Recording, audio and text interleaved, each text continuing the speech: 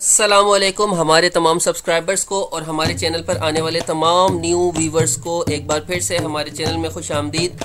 जनाब अली, आज की इस वीडियो में CIT के हवाले से मैं आज ये टॉपिक शामिल करने जा रहा हूँ कि कंप्यूटर हार्डवेयर कोर्स आप करें। कंप्यूटर हार्डवेयर कोर्स में एक ही वीडियो में तमाम की तमाम कंप्यूटर हार्डवेयर कोर्स के हवाले से इंफॉर्मेशन आज मैं देने वाला हूँ। ये इंफॉर्मेशन आपके लिए बहुत ही ज़्यादा मुफीद साबित होगी। आप CIT कोर्स कर रहे हैं तो आपके लिए ये लाजिम है कि आपको कंप्यूटर के हार्डवेयर के हवाले से कंप्लीट नॉलेज होनी चाहिए।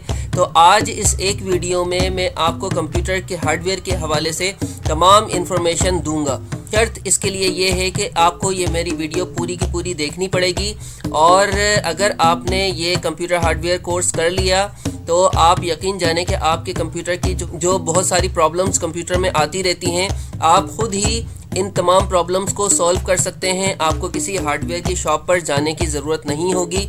सिर्फ़ और सिर्फ आपको मेरी इस वीडियो को कंप्लीट देखना होगा, और इस तरह से आज ही आप ये कंप्लीट कोर्स इस एक वीडियो को देख कर लेंगे इंशाल्लाह। लेकिन आपको मैं एक बात और भी समझा दूं कि मेरी ये वीडियो आज की बहुत ज़्यादा लंबी होने वाली है। मिनिमम 1.5 घंटे की ये वीडियो होगी। तो आप मेरी इस वीडियो को बहुत ही ध्यान के साथ और फोकस के साथ देखिएगा। CIT सीरीज़ की ये बहुत अहम वीडियो है जिसमें हम कंप्यूटर के हार्डवेयर के हवाले से भी आपको नॉलेज देना चाह रहे हैं। लाजिमी सी बात है, अगर आप कंप्यूटर के हार्डवेयर की अच्छी नॉलेज आप हासिल कर लेंगे तो ये आपके CIT कोर्स के लिए बहुत ही ज़्यादा मुफीद साबित होगा। तो चलते हैं हम अपनी वीडियो की जानिब। ये वीडियो लंबी हो जाएगी। अगर आप लंबी वीडियो नहीं देखना चाहते तो आप मेरी इस वीडियो को बहुत ही अगर आपके पास टाइम 1 से 1.5 घंटे का मौजूद है तो आप मेरी इस वीडियो को देखिएगा। अगर आपके पास 1 से 1.5 घंटे का टाइम नहीं है तो आप मेरी इस वीडियो को ना देखें तो ही अच्छा है, क्योंकि अगर आप मेरी वीडियो बीच से ही छोड़कर चले जाएंगे तो आपको कुछ भी समझ में नहीं आएगा। तो ये हमारे एक दोस्त हैं, ये इंडिया से इनका ताल्लुक़ है और ये भी बहुत अच्छा कंप्यूटर सिखाते हैं। आप इनकी वीडियो को देखें। मैं इनकी वीडियो को आपके लिए रेफ़र कर रहा हूँ। आप इनकी वीडियो को पूरा कंप्लीट देख लें। इंशाल्लाह आप आज ही कंप्यूटर हार्डवेयर के हवाले से कंप्लीट नॉलेज हासिल करके अपने कंप्यूटर की तमाम प्रॉब्लम्स को समझकर खुद ही सॉल्व कर लेंगे इंशाल्लाह। तो चलते हैं वीडियो की जानिब। तो वीडियो शुरू करने से पहले हम आपसे रिक्वेस्ट करते हैं कि प्लीज़ हमारी वीडियो को लाइक करें, सब्सक्राइब करें, शेयर करें और बेल आइकन पर ज़रूर क्लिक करें।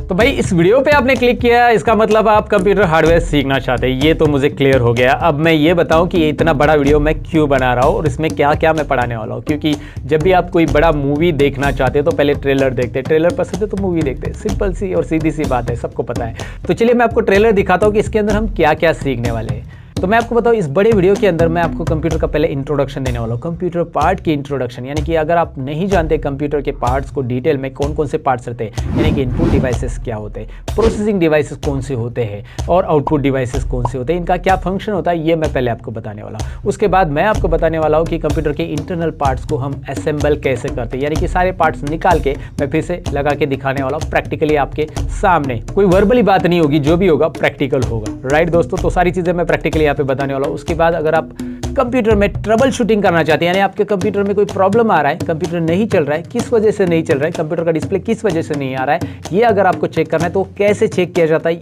ये भी इस पार्ट में मैंने इंक्लूड किया है दोस्तों। जी हाँ, ये सबसे इंपॉर्टेंट बात रहती है, क्योंकि बहुत सारी बार हम 10-15 दिन के बाद कंप्यूटर चालू करते हैं, या कभी कभी हम डायरेक्टली नेक्स्ट मॉर्निंग में, कल रात को कंप्यूटर चालू था और नेक्स्ट मॉर्निंग में हम कंप्यूटर चालू करते तो डिस्प्ले नहीं आता और हम शॉक होते हैं, ओह माय गॉड अब क्या हो गया मेरे साथ, ये क्या हो रहा है। तो ऐसा अगर आपके साथ होता है तो आप अपने कंप्यूटर को ठीक कैसे कर सकते हैं घर बैठे बैठे। साथ में मैं आपको बताने वाला हूँ कि आपके कंप्यूटर में विंडोज करप्ट हो गया तो आप नया विंडोज कैसे इंस्टॉल कर सकते हैं बूटेबल पेन ड्राइव बना के।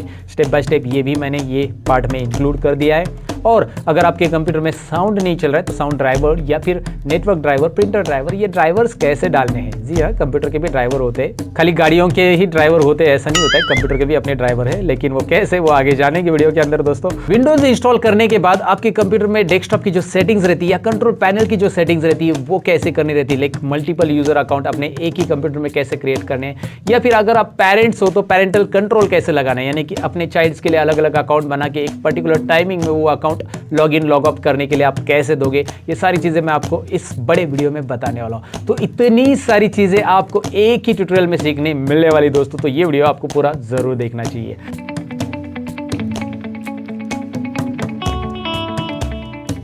तो सबसे पहले पार्ट में हम कंप्यूटर पार्ट्स का इंट्रोडक्शन जानने वाले हैं। Input devices, processing devices and output devices होते क्या है, दरअसल इनका काम क्या होता है, ये कैसे कनेक्ट किया जाता है, ये हम सेकेंड पार्ट में देखेंगे। लेकिन पहले इसका इंट्रोडक्शन हम जान लेते हैं कि ये पार्ट्स होते क्या है कंप्यूटर के अंदर। बेसिकली ये हार्डवेयर का वीडियो मैंने इसलिए बनाया ताकि आप बेसिक से जानो हर एक चीज़ को, तो इसलिए मैंने पार्ट्स का इंट्रोडक्शन पहले डिटेल में रखा है। हर एक पार्ट्स को मैं डिटेल में यहाँ पे समझा रहा हूँ। तो चलिए जानते हैं कंप्यूटर पार्ट को डिटेल में।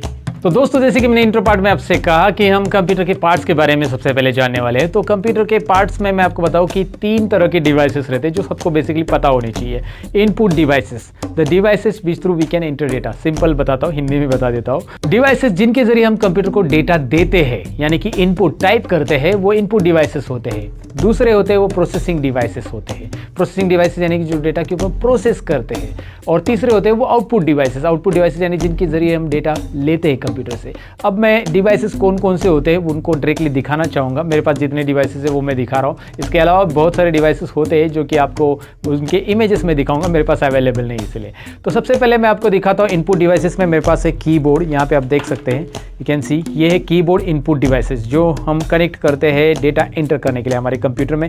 अगर हमें कुछ भी टाइप करना है, न्यूमेरिक डेटा है या अल्फाबेटिक डेटा है, तो हम कीबोर्ड का इस्तेमाल करेंगे। यानी कि कीबोर्ड से हम डेटा एंटर करते हैं, इसलिए वो इनपुट डिवाइस कहा जाता है। दोस्तों, कीबोर्ड के बारे में मैं आपको ज़्यादा डिटेल्स में बताऊंगा आगे, लेकिन सबसे पहले इसे जान लीजिए कि ये इनपुट डिवाइस है। इनपुट डिवाइसेस जिसके जरिए हम कंप्यूटर को डेटा देते हैं, इंस्ट्रक्शन देते हैं। उसके बाद इनपुट डिवाइसेस में दूसरा डिवाइस आता है माउस। यहाँ पे आप देख सकते हैं ये माउस है, और माउस का डिटेल भी मैं आपको बताने वाला हूँ। लेकिन सबसे पहले ये देख लीजिए कि ये इसके जरिए हम कंप्यूटर को इंस्ट्रक्शन देने वाले हैं। अलग अलग इंस्ट्रक्शन, जैसे कहाँ पे क्लिक होना चाहिए कंप्यूटर में, स्टार्ट पे क्लिक करना है, शट डाउन पे क्लिक करना है, ये सारी चीज़ें हम माउस के जरिए देने वाले हैं। सो माउस एक इनपुट डिवाइस है, ये मैंने आपको बताया। इनपुट डिवाइस ये 2 मेरे पास अभी यहाँ पे अवेलेबल है, इसलिए मैंने दोनों दिखाए। सो कीबोर्ड और माउस ये कॉमनली इनपुट डिवाइसेस है, यानी कि जो आपके कंप्यूटर में, या आप जब कंप्यूटर खरीद रहे हो तो आपके पास होनी चाहिए, आपको लेना ही चाहिए। नहीं तो उनके बगैर आप टाइप नहीं कर सकते, मतलब कीबोर्ड के बगैर आप टाइप नहीं कर सकते, टाइपिंग डेटा इंटर नहीं कर सकते। अगर माउस नहीं है तो आप इंस्ट्रक्शन डेटा इंटर नहीं कर सकते हैं, राइट।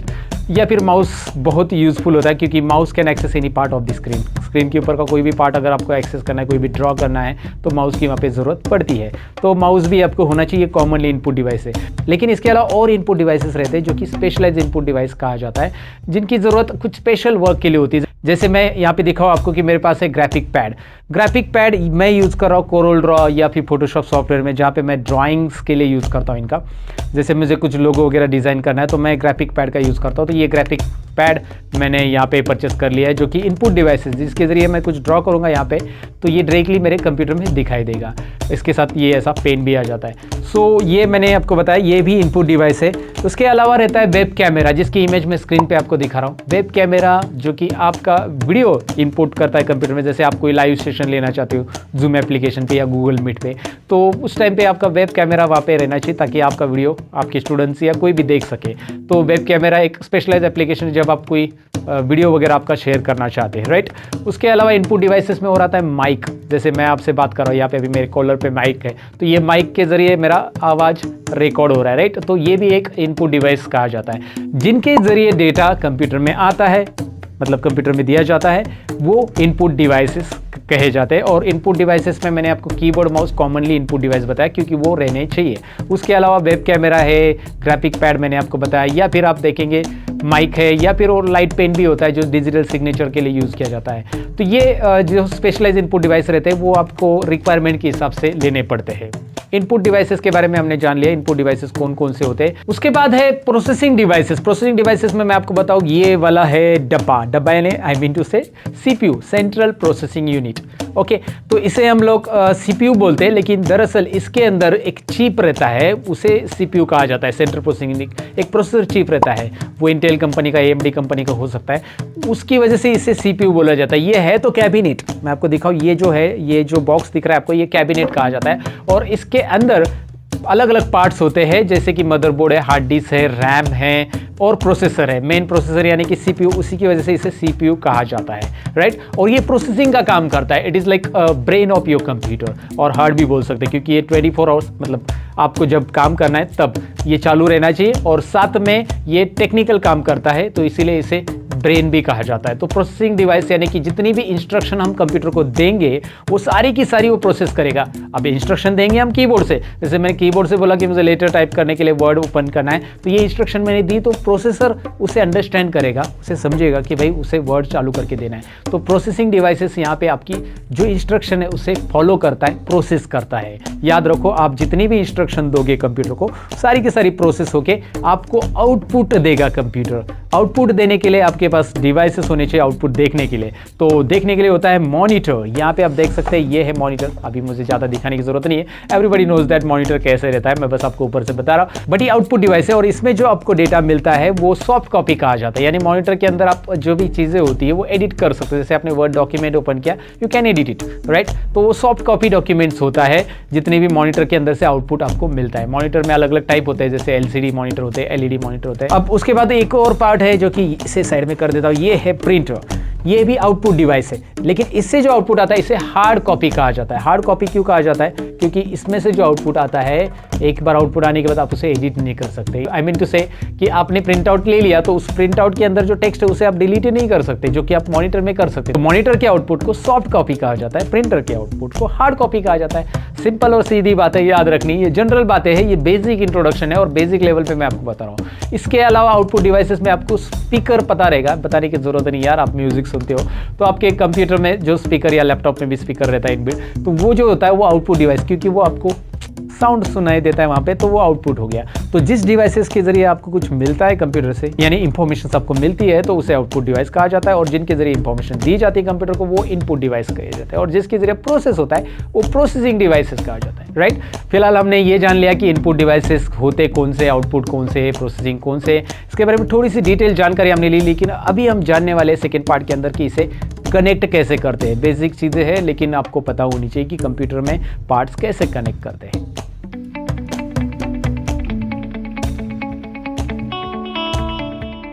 तो अभी आपने ये तो जान लिया कंप्यूटर पार्ट्स कौन कौन से होते हैं, इनपुट, प्रोसेसिंग और आउटपुट डिवाइसेस कौन कौन से होते हैं। लेकिन इन डिवाइसेस को कनेक्ट कैसे किया जाता है, यानी कि कीबोर्ड को कनेक्ट कैसे किया जाता है, प्रिंटर को कनेक्ट कैसे किया जाता है, बेसिकली मैं आपको दिखाना चाहूँगा। इन पार्ट्स को आप अपने सिस्टम के साथ कैसे कनेक्ट करोगे। ये कनेक्ट करना बहुत ईजी रहता है, लेकिन आपको नहीं पता होगा तो ये पार्ट्स आपके लिए। तो चलिए बढ़ते हैं इस पार्ट की तरफ। तो अभी हम जानने वाले हैं कि भाई अपने सीपीयू को एक्सटर्नल पार्ट कैसे कनेक्ट करते हैं। प्रैक्टिकली देखते हैं, बहुत आसान है, लेकिन अगर आपको पता नहीं है तो ये मैं स्टेप बाय स्टेप बताने वाला हूँ। डोंट वरी, पूरा देखते रहिए, बस आपको यहाँ पे समझना है कि कैसे लगाना है। ये है यहाँ पे सबसे पहले मैं आपको पावर केबल दिखाने वाला हूँ।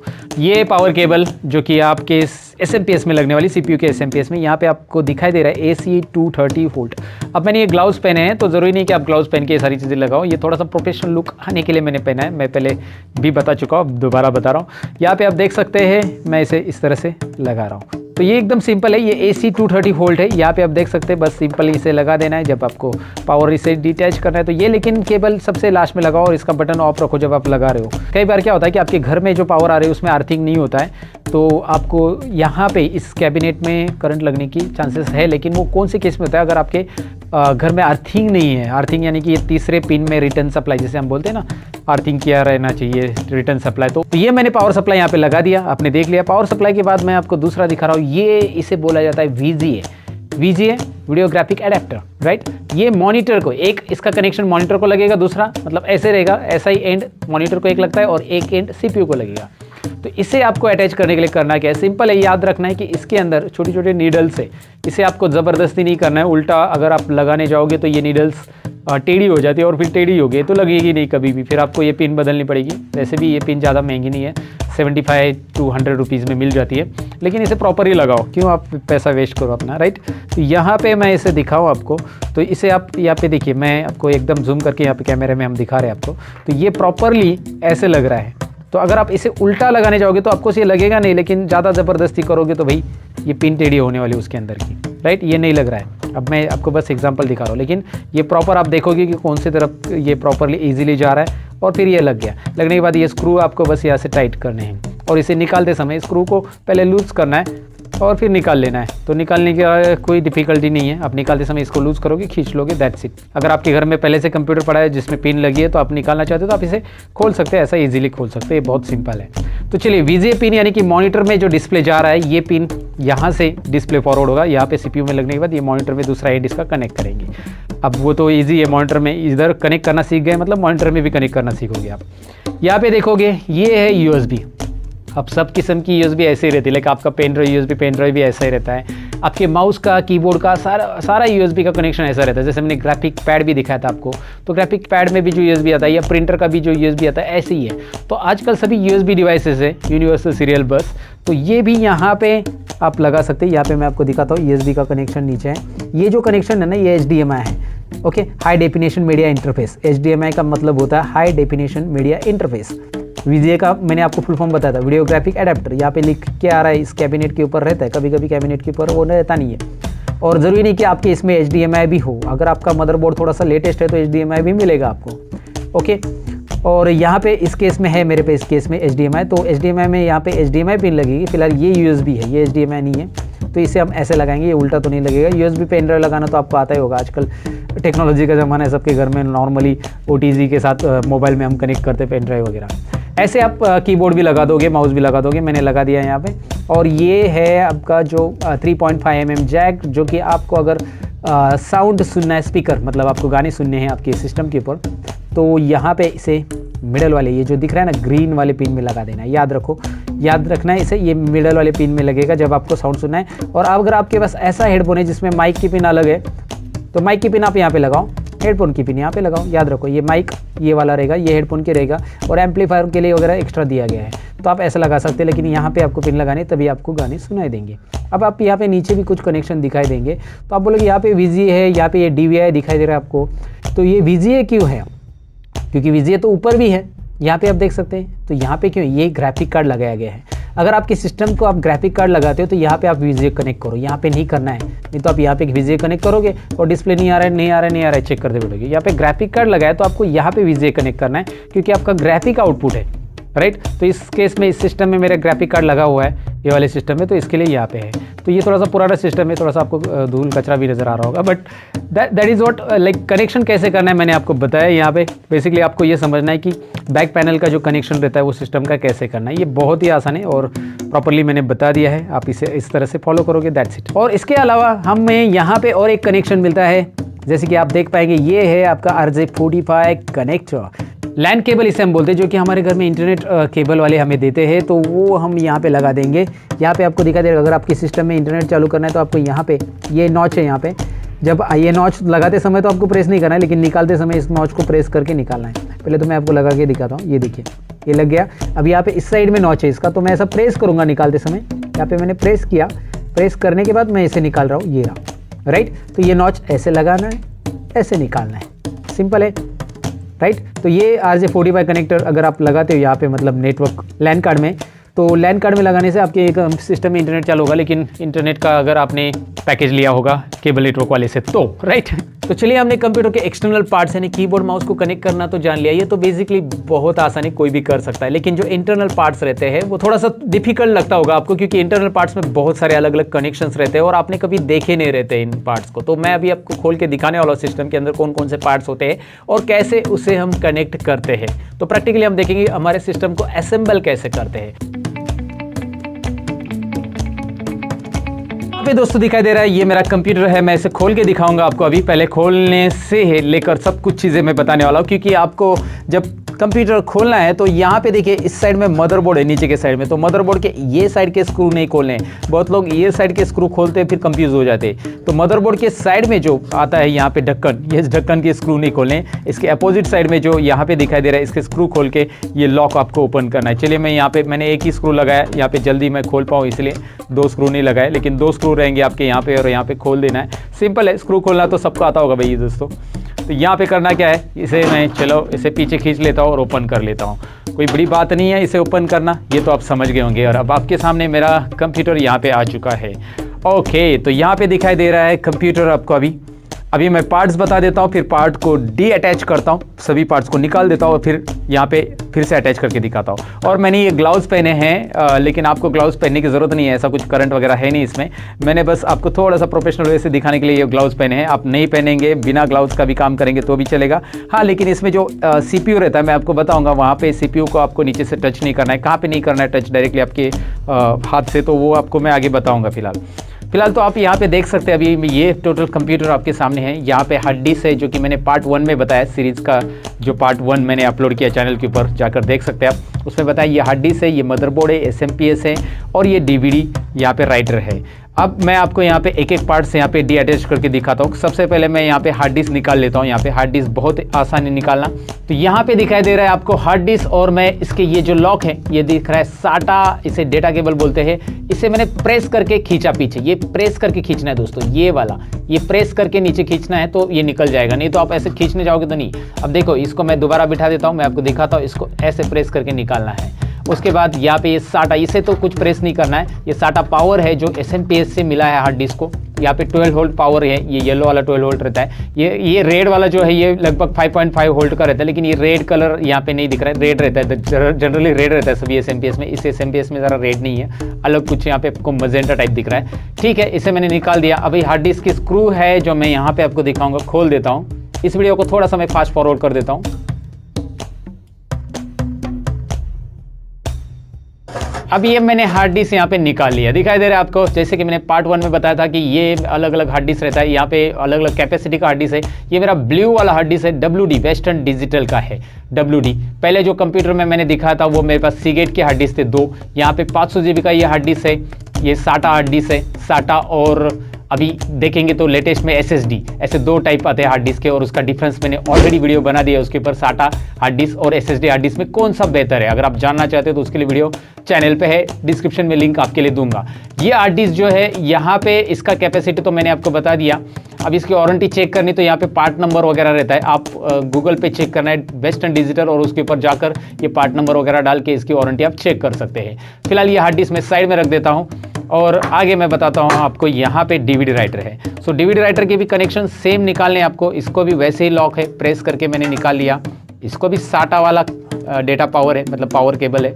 SATA डेटा और SATA पावर, ये दोनों भी निकाल दिए। अब यहाँ पे ये DVD राइटर को खोलने की ज़रूरत नहीं, वैसे भी यहाँ पे हम इसे रहने देते हैं ऐसे ही, क्योंकि ये DVD राइटर में वैसे भी कुछ नहीं रहता है। आपको मैं बस केबल निकाल के दिखा रहा हूँ, और केबल कैसे लगाना है वो आपको बता देता हूँ। वैसे ये स्क्रू खोलेंगे तो उससे भी हार्ड डिस्क की तरह आप निकाल सकते हैं, लेकिन उसमें ज़्यादा कुछ एक्सप्लेनेशन नहीं है देखने के लिए। लेकिन जो एक्सप्लेनेशन देखना है या जिसको ज़्यादा जानना है वो है हमारा मदरबोर्ड। जितने भी स्क्रू निकालोगे आप एक साइड में रखा करो दोस्तों, क्योंकि बाद में हमें फिर से इसे अटैच करना है, नहीं तो स्क्रू गिर जाएंगे तो फिर आपको फिर वो डिवाइसेस अटैच करने नहीं मिलेंगे। ज़्यादातर स्क्रू गुम हो जाते हैं। जब मैं हार्डवेयर मेरे स्टूडेंट्स को पढ़ाता हूँ तो वो लोग स्क्रू गुम कर देते रहते हैं, तो मैं उनको पहले बता देता हूँ कि भाई स्क्रू निकाल रहे तो उसको साइड में रखा करो, ताकि कहाँ से कौन से स्क्रू निकाले उसको वापस लगाने तो है ना हमें, तो इसीलिए आप उसे साइड में रखा करो। यहाँ पे है SMPS, यहाँ पे हमारा मदरबोर्ड है, और मैं चाहूँगा कि यहाँ पे मदरबोर्ड के सभी कनेक्शन डी अटैच करो और आपको फिर से अटैच करके दिखाऊं। इस वीडियो में बने रहिएगा, एंड तक आपको मदरबोर्ड या फिर SMPS की सारी बातें यहाँ पे पता चलने वाली है। तो करूँगा क्या, अभी सबसे पहले मैं आपको दिखा देता हूँ। अभी ये जो मदरबोर्ड है, इसकी जो SATA केबल कनेक्टेड है वो मैं निकाल रहा हूँ यहाँ पे। तो वो मैंने कैसे निकाला दिखाता हूँ आपको मैं। यहाँ पे दिखाई दे रहा है दोनों SATA जो अभी मैंने लगाए थे हार्ड डिस्क और DVD राइटर के लिए, दोनों SATA मैं यहाँ पे प्रेस करूँगा। उसके भी लॉक वैसे ही है, प्रेस करूँगा, यहाँ पे लॉक है, प्रेस करूँगा और ऊपर खींचूंगा तो ये निकल जाएंगे। और ये SATA केबल आप कौन सी भी किस पे भी लगाए तो भी चलेगा, मतलब ये हार्ड डिस्क की है या ये DVD राइटर की है, ऐसा कुछ नहीं देखना है। ये आप DVD राइटर के लिए लगा सकते हैं या हार्ड डिस्क के लिए भी लगा सकते हैं, ये दोनों सिमिलर रहती है केबल। और इसका ये कनेक्शन इधर लगाए, ये कनेक्शन उधर लगाए तो भी चलेगा, क्योंकि दोनों साइड पे सिमिलर कनेक्शन रहता है। बस ये अलग अलग तरीके के लॉक है। अगर आपको हार्ड डिस्क के लिए ऐसा लगाना है तो ये है ना, इस तरह से आप लगा सकते हो, या ये मदरबोर्ड पे भी फिट होता है।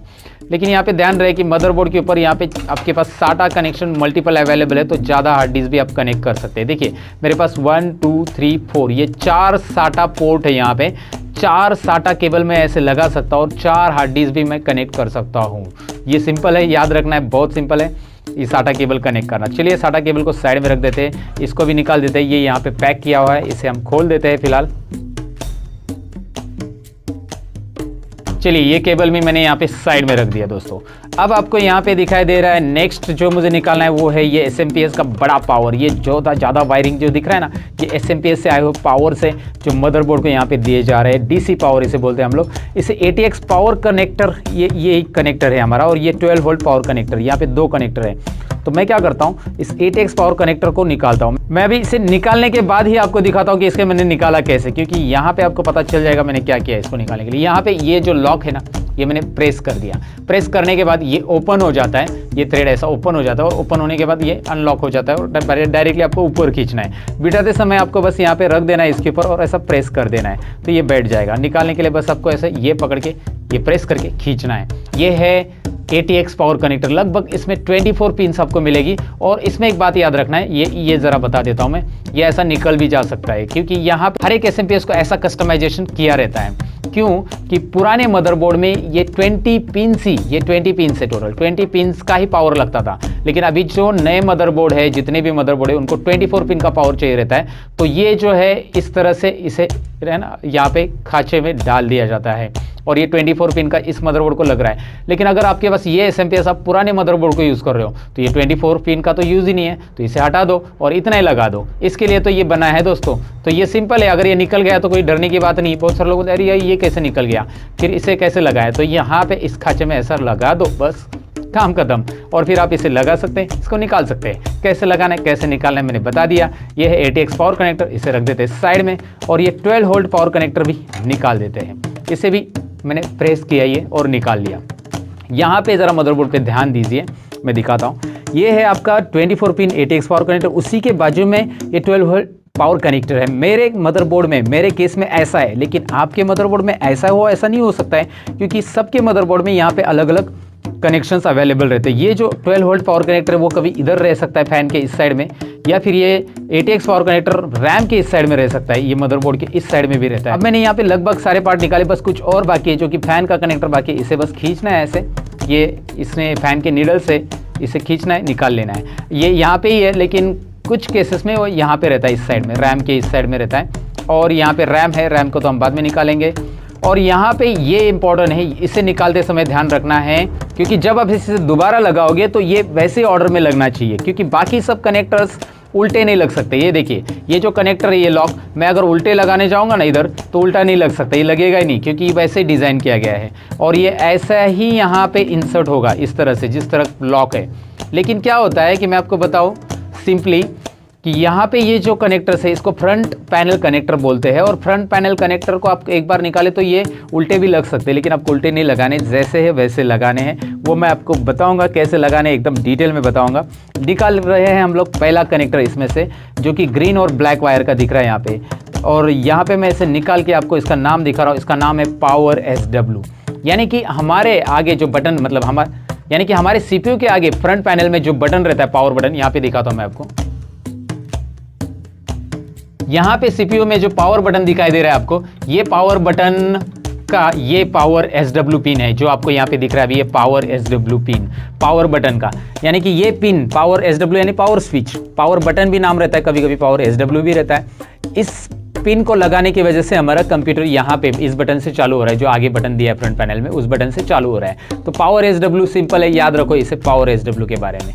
पावर SW के बाद मैंने कहाँ से निकाली ये पिन, आपको मैं अब एकदम जूम करके यहाँ पे बता देता हूँ कि यहाँ पे आप देख सकते हैं कि मैंने ये पहले 2 पिन में से निकाली है। मैं स्क्रू ड्राइवर के साथ दिखाता हूँ, यहाँ पे देख सकते हैं आप, यहाँ पे ये 2 पिन मैंने निकाल ली है। तो यहाँ पे मैं आपको दिखाता हूँ कौन सी 2 पिन है जो मैंने अभी निकाली पावर SW की। ये पावर SW की पिन यहाँ से मैंने निकाली, पहले 2 पिन है। इसका स्ट्रक्चर यहाँ पे मैं आपको समझाऊंगा, स्क्रीन के ऊपर मैं आपको अलग से दिखाऊंगा कि ये पावर SW कहाँ पे लगता है, क्या लगता है, उसकी एक इमेज मैं आपको गूगल से निकाल के यहाँ पे दिखा दूंगा। लेकिन यहाँ पे आपको ये समझना है कि ये पावर SW है और पावर SW कैसे निकालना है। दूसरा मैं 2 पिन निकाल रहा हूँ, यहाँ पे दोनों पिन मैंने निकाली और 1-2 पिन एक्स्ट्रा भी निकल गई मेरे से, तो मैं वो भी बताऊंगा क्या है। लेकिन ये दोनों पिन पहले जो दिख रहा है ये देखते हैं, ये रेड और वाइट जो निकाला मैंने, HDD LED है। दोनों का नाम देख सकते हैं आप, HDD LED, hard disk LED नाम है इसका, HDD LED। मैं सीधा करके दिखाता हूँ कैमरे में, ज़रा सीधा करके मैं दिखाता हूँ यहाँ पे, पावर एलईडी, राइट। तो दूसरी जो 2 पिन मैंने निकाली है उसका नाम है यहाँ पे पावर एलईडी दोस्तों, पावर एलईडी, जो कि आपको यहाँ पे दिख रहा है power LED plus minus, right. Power LED कैसे निकाला मैंने यहाँ पे आपको दिखाया। उसके बाद और 2 पिन यहाँ पे निकल गई पहले से, इसका नाम है reset SW, reset switch, reset SW.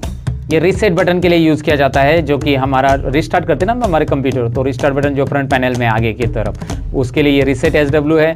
और लास्ट पिन जो है वो है एचडीडी एलईडी, जो मुझे ऑलरेडी पता है, तो मैं इसे निकाल देता हूँ और आपको दिखाता हूँ एचडीडी एलईडी। सो ऐसे 4 पिन रहती है, देखिए power SW, then power LED, then उसके बाद रीसेट एसडब्ल्यू और उसके बाद एचडीडी एलईडी। ये चारों पिन फ्रंट पैनल में लगती है और ये फ्रंट पैनल इस तरह से यहाँ पे कलर में दिया है। लेकिन मेरे केस में, मेरे मदरबोर्ड में ये इस तरह से कलर में है, जरूरी नहीं कि आपके मदरबोर्ड में भी ऐसा फ्रंट पैनल कलर में हो। तो आपको उसे आइडेंटिफाई करना है प्रॉपरली, या यहाँ पे आप नोटिस करोगे मदरबोर्ड के ऊपर, तो यहाँ पे फ्रंट पैनल एफ पैनल करके नाम दिया रहता है, एफ पैनल। हर एक मदरबोर्ड में यहाँ पे एफ पैनल नाम है, हर एक मदरबोर्ड में अगर आप देखोगे तो यहाँ पे एफ पैनल करके नाम रहता है। एफ पैनल आपको ध्यान से देखना है, यहाँ पे एफ पैनल है, मतलब उस फ्रंट पैनल की इधर लिखा रहता है। अब मैं स्विच लगा, मतलब यहाँ पे पिन वापस लगा देता हूँ ताकि आपको पता चले कि कैसे लगाना है इसको, क्योंकि हमने अटैच करना, हमने डीअटैच करना तो जान लिया, लेकिन अटैच करना भी जानना बहुत ज़रूरी है, इसलिए तुरंत मैं बता देता हूँ। यहाँ पे सबसे पहले मैं लगा देता हूँ एचडीडी एलईडी, जो हमने निकाला था एचडीडी एलईडी यहाँ पे दिख रहा है, और ये मैं यहाँ पे लगा रहा हूँ। अब मैंने इसे ऐसा लगाया एचडीडी एलईडी, तो मैंने यहाँ पे देखिए वाइट जो वायर है वो अंदर की तरफ रखी है। ज़्यादातर आप वाइट वायर अंदर की तरफ रखिए, जो वाइट वायर रहेगी आपके इसमें एचडीडी एलईडी केस में, क्योंकि आप देखोगे तो वैसे एचडीडी एलईडी में यहाँ पे आपको प्लस माइनस दिखाई दे रहा है, और उसके हिसाब से वाइट या अंदर होना चाहिए प्लस माइनस में, राइट। तो उसके बाद यहाँ पे मैं आपको दिखाऊं कि मैं रीसेट लगाना चाहता हूँ, तो रीसेट एसडब्ल्यू, ये भी मेरा कैसा रहेगा मैं आपको दिखा देता हूँ। रीसेट एसडब्ल्यू में भी वाइट अंदर रहेगा, और मैं इस तरह से लगा देता हूँ। लेकिन ये पिन जो है रीसेट एसडब्ल्यू आपने उल्टा भी लगा दिया ना तो कोई इशू नहीं होता है, मैंने खुद नोटिस किया है। आपने ऐसा उल्टा भी लगा दिया तो भी चलेगा, ऐसा लगा दिया वाइट अंदर रहेगा तो भी चलेगा, या ब्लैक अंदर रहेगा तो भी। रीसेट के बारे में कोई प्रॉब्लम नहीं है, लेकिन एचडीडी में प्लस माइनस लिखा रहता है एचडीडी एलईडी में, तो आप वैसे लगाओ जैसे मैंने बताया है। उसके बाद यहाँ पे आ रहा है, ये एक प्लस माइनस ही है, इसमें भी आपको वाइट केबल अंदर रखना है और इसे लगा देना है, यानी कि एचडीडी एलईडी जो है एचडीडी एलईडी प्लस माइनस इस तरह से, तो वाइट केबल अंदर की तरफ रहेगी इसमें भी, और रेड केबल बाहर की तरफ। तो मैं इसे अटैच करके डायरेक्टली आपको दिखा देता हूँ। मैं इसे प्रॉपरली पकड़ता हूँ और दोनों को एक साथ लगा देता हूँ। कभी कभी ये दोनों अलग अलग होते हैं, कभी कभी ये जॉइंट भी होते हैं, तो आपको लगाने में कोई प्रॉब्लम नहीं आती। अलग अलग होंगे तो यहाँ पे थोड़ा सा एक साथ पकड़ने में इनको प्रॉब्लम हो जाता है। तो यहाँ पे मैंने उसे लगा दिया है एचडीडी एलईडी को, और पावर एसडब्ल्यू को आपने उल्टा भी लगा दिया, सीधा भी लगा दिया तो भी चलेगा। फिलहाल पावर एसडब्ल्यू नाम बाहर रहे इस डायरेक्शन में मैं लगा रहा हूँ, तो दोनों साइड से नाम जो है बाहर रहे, इस साइड से मैंने ऐसा लगा दिया है इसको। और ज़्यादातर आपको ये दिख रहा है कि यहाँ पे एक बात नोटिस करनी है कि ये चारों जो पिन है उसमें एक उसके बाजू की एक पिन खाली रहती है हमेशा, और जो बाजू की पिन खाली रहती है उस साइड का रहता है रीसेट एसडब्ल्यू बटन। यहाँ पे एक पिन दिखाई दे रही है, यहाँ पे पिन है एक्स्ट्रा, और जो मैंने खाली छोड़ दी है तो उस पिन में के साइड में रहता है रीसेट एसडब्ल्यू। और एक एम्प्टी पिन है, या पिन ही नहीं उसकी जगह, नीडल्स ही नहीं वहाँ पे, तो वहाँ पे रहता है पावर एसडब्ल्यू, जो कि यहाँ पे इस साइड में लगाया गया। तो इस तरह से फ्रंट पैनल लगाना रहता है। ये बड़ी दिक्कत रहती है बहुत सारे लोगों की कि फ्रंट पैनल मैंने निकाल लिया, अब कैसे लगाएं। तो मैंने तो कोशिश की यहाँ पे समझाने की। एक इमेज में यहाँ पे दिखा रहा हूँ फ्रंट पैनल की, सीपीयू की, जो आपके स्क्रीन पे ऊपर दिखाई दे रही है अभी, और इस इमेज को देखकर आप समझ सकते हैं कि फ्रंट पैनल का कनेक्शन कैसे रहता है। जनरली फ्रंट पैनल आपको जब निकाल रहे हो मदरबोर्ड या डीअटैच करो तभी ध्यान से देखना है कि कैसे लगाया गया है। उसके बाद या फिर आप रिकॉर्डिंग करके रखो आपके कैमरा में, और दोबारा लगाते समय उसे फिर से ये करो, मतलब नोटिस करो, क्योंकि आप पहली बार कर रहे हो तो थोड़ा सा कंफ्यूजन तो बढ़ ही जाता है केबल का, और आप केबल से इतना फैमिलियर नहीं रहोगे, इलेक्ट्रॉनिक पार्ट से इतना फैमिलियर नहीं रहोगे, तो ये प्रॉब्लम्स होती रहती है आपके साथ। मैंने नोटिस की बहुत सारे स्टूडेंट भूल जाते हैं कहाँ से कौन सी केबल निकाली, इसलिए अच्छा है कि शूट कर लो ना, आपके पास मोबाइल रहेगा तो। और फिलहाल यहाँ पे देखिए, इस केबल को मैं दिखाता हूँ आपको। यहाँ पे इस तरफ अभी ये जो केबल मैं निकाल रहा हूँ ये है यूएसबी हमारा, ये फ्रंट यूएसबी है। आगे की तरफ जो हम पेन ड्राइव वगैरह लगाते हैं ना, उसके लिए फ्रंट यूएसबी। फ्रंट यूएसबी में एक नोटिस करना है कि इसमें 9 पिन्स आपको दिखाई देगी, वैसे 80 केबल्स रहती है, लेकिन 9 पिन्स इसलिए रहता है क्योंकि यहाँ पे 9 होल इसलिए रहते हैं क्योंकि यहाँ पे अटैच करते समय आपसे गलती से एक पिन है ना एक्स्ट्रा मतलब उल्टा ना लगे, इसलिए। तो 10 नंबर की पिन यहाँ पे है ही नहीं, 9 पिन्स 9 होल्स है इसमें, और इसमें भी 9 पिन्स दिखाई देगी, लेकिन इसमें 8 पिन ही एक्टिव रहती है, 8 पिन से ही डेटा ट्रांसफर होता है। इस बार देखो आप, इसमें 2 केबल तो है ही नहीं इसके अंदर, राइट। तो ये बस आपको अटैच करते समय गलती ना हो आपसे, इसीलिए दिया गया है क्योंकि आप उल्टा ना लगाए। तो जिस साइड में आपको दिख रहा है कि पिन ही नहीं है, उस साइड में यहाँ पे देखना है, इसमें USB में इधर नीडल नहीं है, इस साइड में भी इधर ये नहीं है, तो प्रॉपरली उसे वैसे लगा देना है। यहाँ पे मैंने लगा दिया, ये फ्रंट USB, और उसी के बाजू में आपको मिल रहा है दूसरा USB, फ्रंट USB 2, USB 1 व USB 2 ऐसा रहता है। उसके साथ में ये फ्रंट ऑडियो है जो कि ऑलरेडी निकाला गया है, पहले से निकाला था। फ्रंट ऑडियो दिख रहा है, ये फ्रंट ऑडियो में 9th नंबर की पिन एम्प्टी है, दिखाई दे रहा है, यहाँ पे 9th नंबर की पिन नहीं है। USB और ऑडियो में ये फ़र्क रहता है। फ्रंट ऑडियो आप तुरंत ध्यान से देख सकते हैं, फ्रंट ऑडियो में 9th नंबर की पिन नहीं है, और USB में जो है 10th नंबर की पिन यहाँ पे नहीं रहती है। तो यहाँ पे फ्रंट ऑडियो लगाया कहाँ पे जाता है, मैं आपको दिखाता हूँ। ये फ्रंट ऑडियो यहाँ पे दिख रहा है, और यहाँ पे देखिए ये 9th नंबर की पिन इस नीडल में, 9th नंबर की नीडल इसमें मिस है, तो इसको मैं ऐसा लूँगा और यहाँ पे मैं ऐसे लगा दूंगा फ्रंट ऑडियो को, राइट। इस तरह से ये फ्रंट ऑडियो लगा देते हैं। तो मदरबोर्ड के बाद मतलब मदरबोर्ड के सारे पार्ट्स को मैंने बता दिया कि कैसे इसके ऊपर पिन अटैच करते हैं, नहीं करते हैं। और यहाँ पे ये पिन लगा देते हैं, ये CPU फैन है, ये CPU का फैन उसकी वजह से चलेगा दोस्तों, यहाँ पे इसको लगा देना है। अब यहाँ पे आपको ये समझ में आया कि CPU का फैन कैसे लगाना है, रैम कैसे निकालना है, लगाना है, एक बार बता देता हूँ। यहाँ पे देखिए रैम का ये लॉक है, इसको ऐसा प्रेस कर देना है, ये भी प्रेस कर देना है, और ये खुल गया। Wow interesting. इसको आपको क्लीन करना रहेगा, लेकिन क्लीन करने के लिए आप इरेजर जो रहता है ना स्कूल में यूज़ करते हो, वो इरेजर लीजिए और इसके ऊपर रब कीजिए। ये जो गोल्डन पॉइंट्स है, अगर इसमें कुछ डस्ट है तो उसे क्लीन करने के लिए आप इरेजर यूज़ कर सकते हैं दोस्तों, इरेजर यूज़ करना है। ये रैम कैसा रहता है, क्या रहता है, यहाँ पे देखिए मैं आपको बता देता हूँ। यहाँ पे दिखाई दे रहा है लेबल में DDR3 रैम है ये, और 2 GB रैम है, राइट। DDR3 यहाँ पे दिखाई दे रहा है, 2 GB रैम, राइट। यहाँ पे ये आपको बता देता हूँ कि रैम के बारे में मैं डिटेल में आपको आगे बताऊँगा कि रैम कैसे काम करता है, रैम कौन सा लगाना चाहिए आपके PC में, कौन सा रैम यूज़फुल रहेगा, या फिर आप रैम अपग्रेड करना चाहते हो तो क्या क्या चीज़ें ध्यान में रखनी है, सारी चीज़ें होंगी दोस्तों। फिलहाल तो रैम को लगा देते हैं। यहाँ पे ये नॉच जो दिख रहा है ना, खांचा, ये खांचे ऐसे लेकर ये खांचा यहाँ पे देखना है, यहाँ पे भी, तो वो बराबर खांचे में जाना चाहिए। उल्टा रैम लगाएंगे ना ऐसा कभी नहीं बैठेगा दोस्तों, ऐसा लगाएंगे तो कितना भी ज़बरदस्ती करो नहीं लगेगा, टूट जाएगा। वहाँ पे ज़बरदस्ती करेंगे तो, ज़बरदस्ती नहीं करना है, नहीं लग रहा है तो उसे देखना है कि उल्टी तरफ यहाँ पे नॉच पे नॉच है ना आना चाहिए, जो है वहाँ पे राइट बैठ जाएगा। यहाँ पे मैंने इसे लगा दिया और मैं इसे प्रेस करूँगा, ये लॉक वाइट वाला ऑटोमेटिक बंद हो जाएगा। इधर का वाइट लॉक देखिए, मैं प्रेस करता हूँ बंद। ऐसे आपके पास 2 रैम है तो दोनों भी लगा देना है यहाँ पे। चलो ठीक है, मैंने इसमें बता दिया कि रैम कैसे लगाना है। अभी हम दोबारा पावर लगा देते हैं, ये वाला पावर लगा देते हैं, ATX पावर कनेक्टर, सॉरी इस तरफ इसका लॉक है, ऐसा लगाना है। मैं उल्टा लगा रहा था, वहाँ पे नहीं लगेगा वो। उसके बाद मुझे लगाना है यहाँ पे ये वाला पावर, कौन सा पावर है यहाँ पे, सॉरी 12 वोल्ट पावर कनेक्टर, ये हम लगा देते हैं। चलिए इसे देखिए, ये लॉक है, इसे लगाते समय लॉक प्रेस करने की वैसे भी ज़रूरत नहीं है, निकालते समय लॉक प्रेस करना है, लग गया।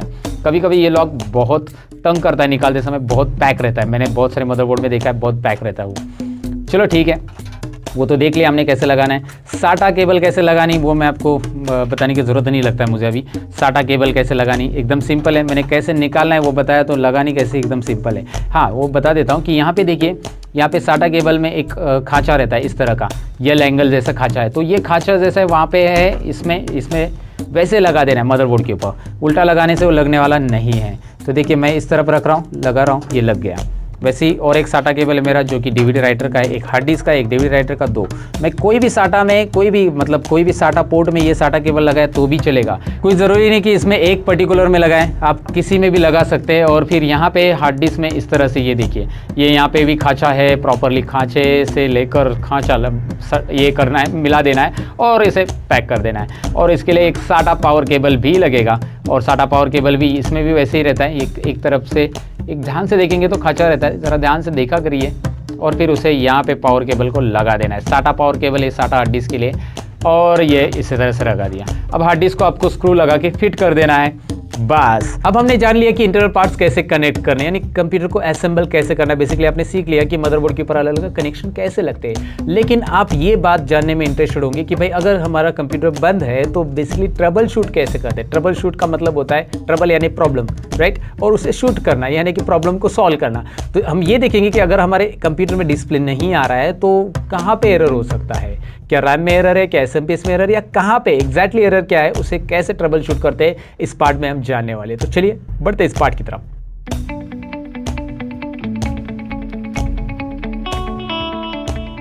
यहाँ पे आपको दिखाई दे रहा है सीपीयू। आपको मेरा पावर सप्लाई चल रहा है, लेकिन आपके लिए एक डेमो सीपीयू मैंने यहाँ पे लिया है।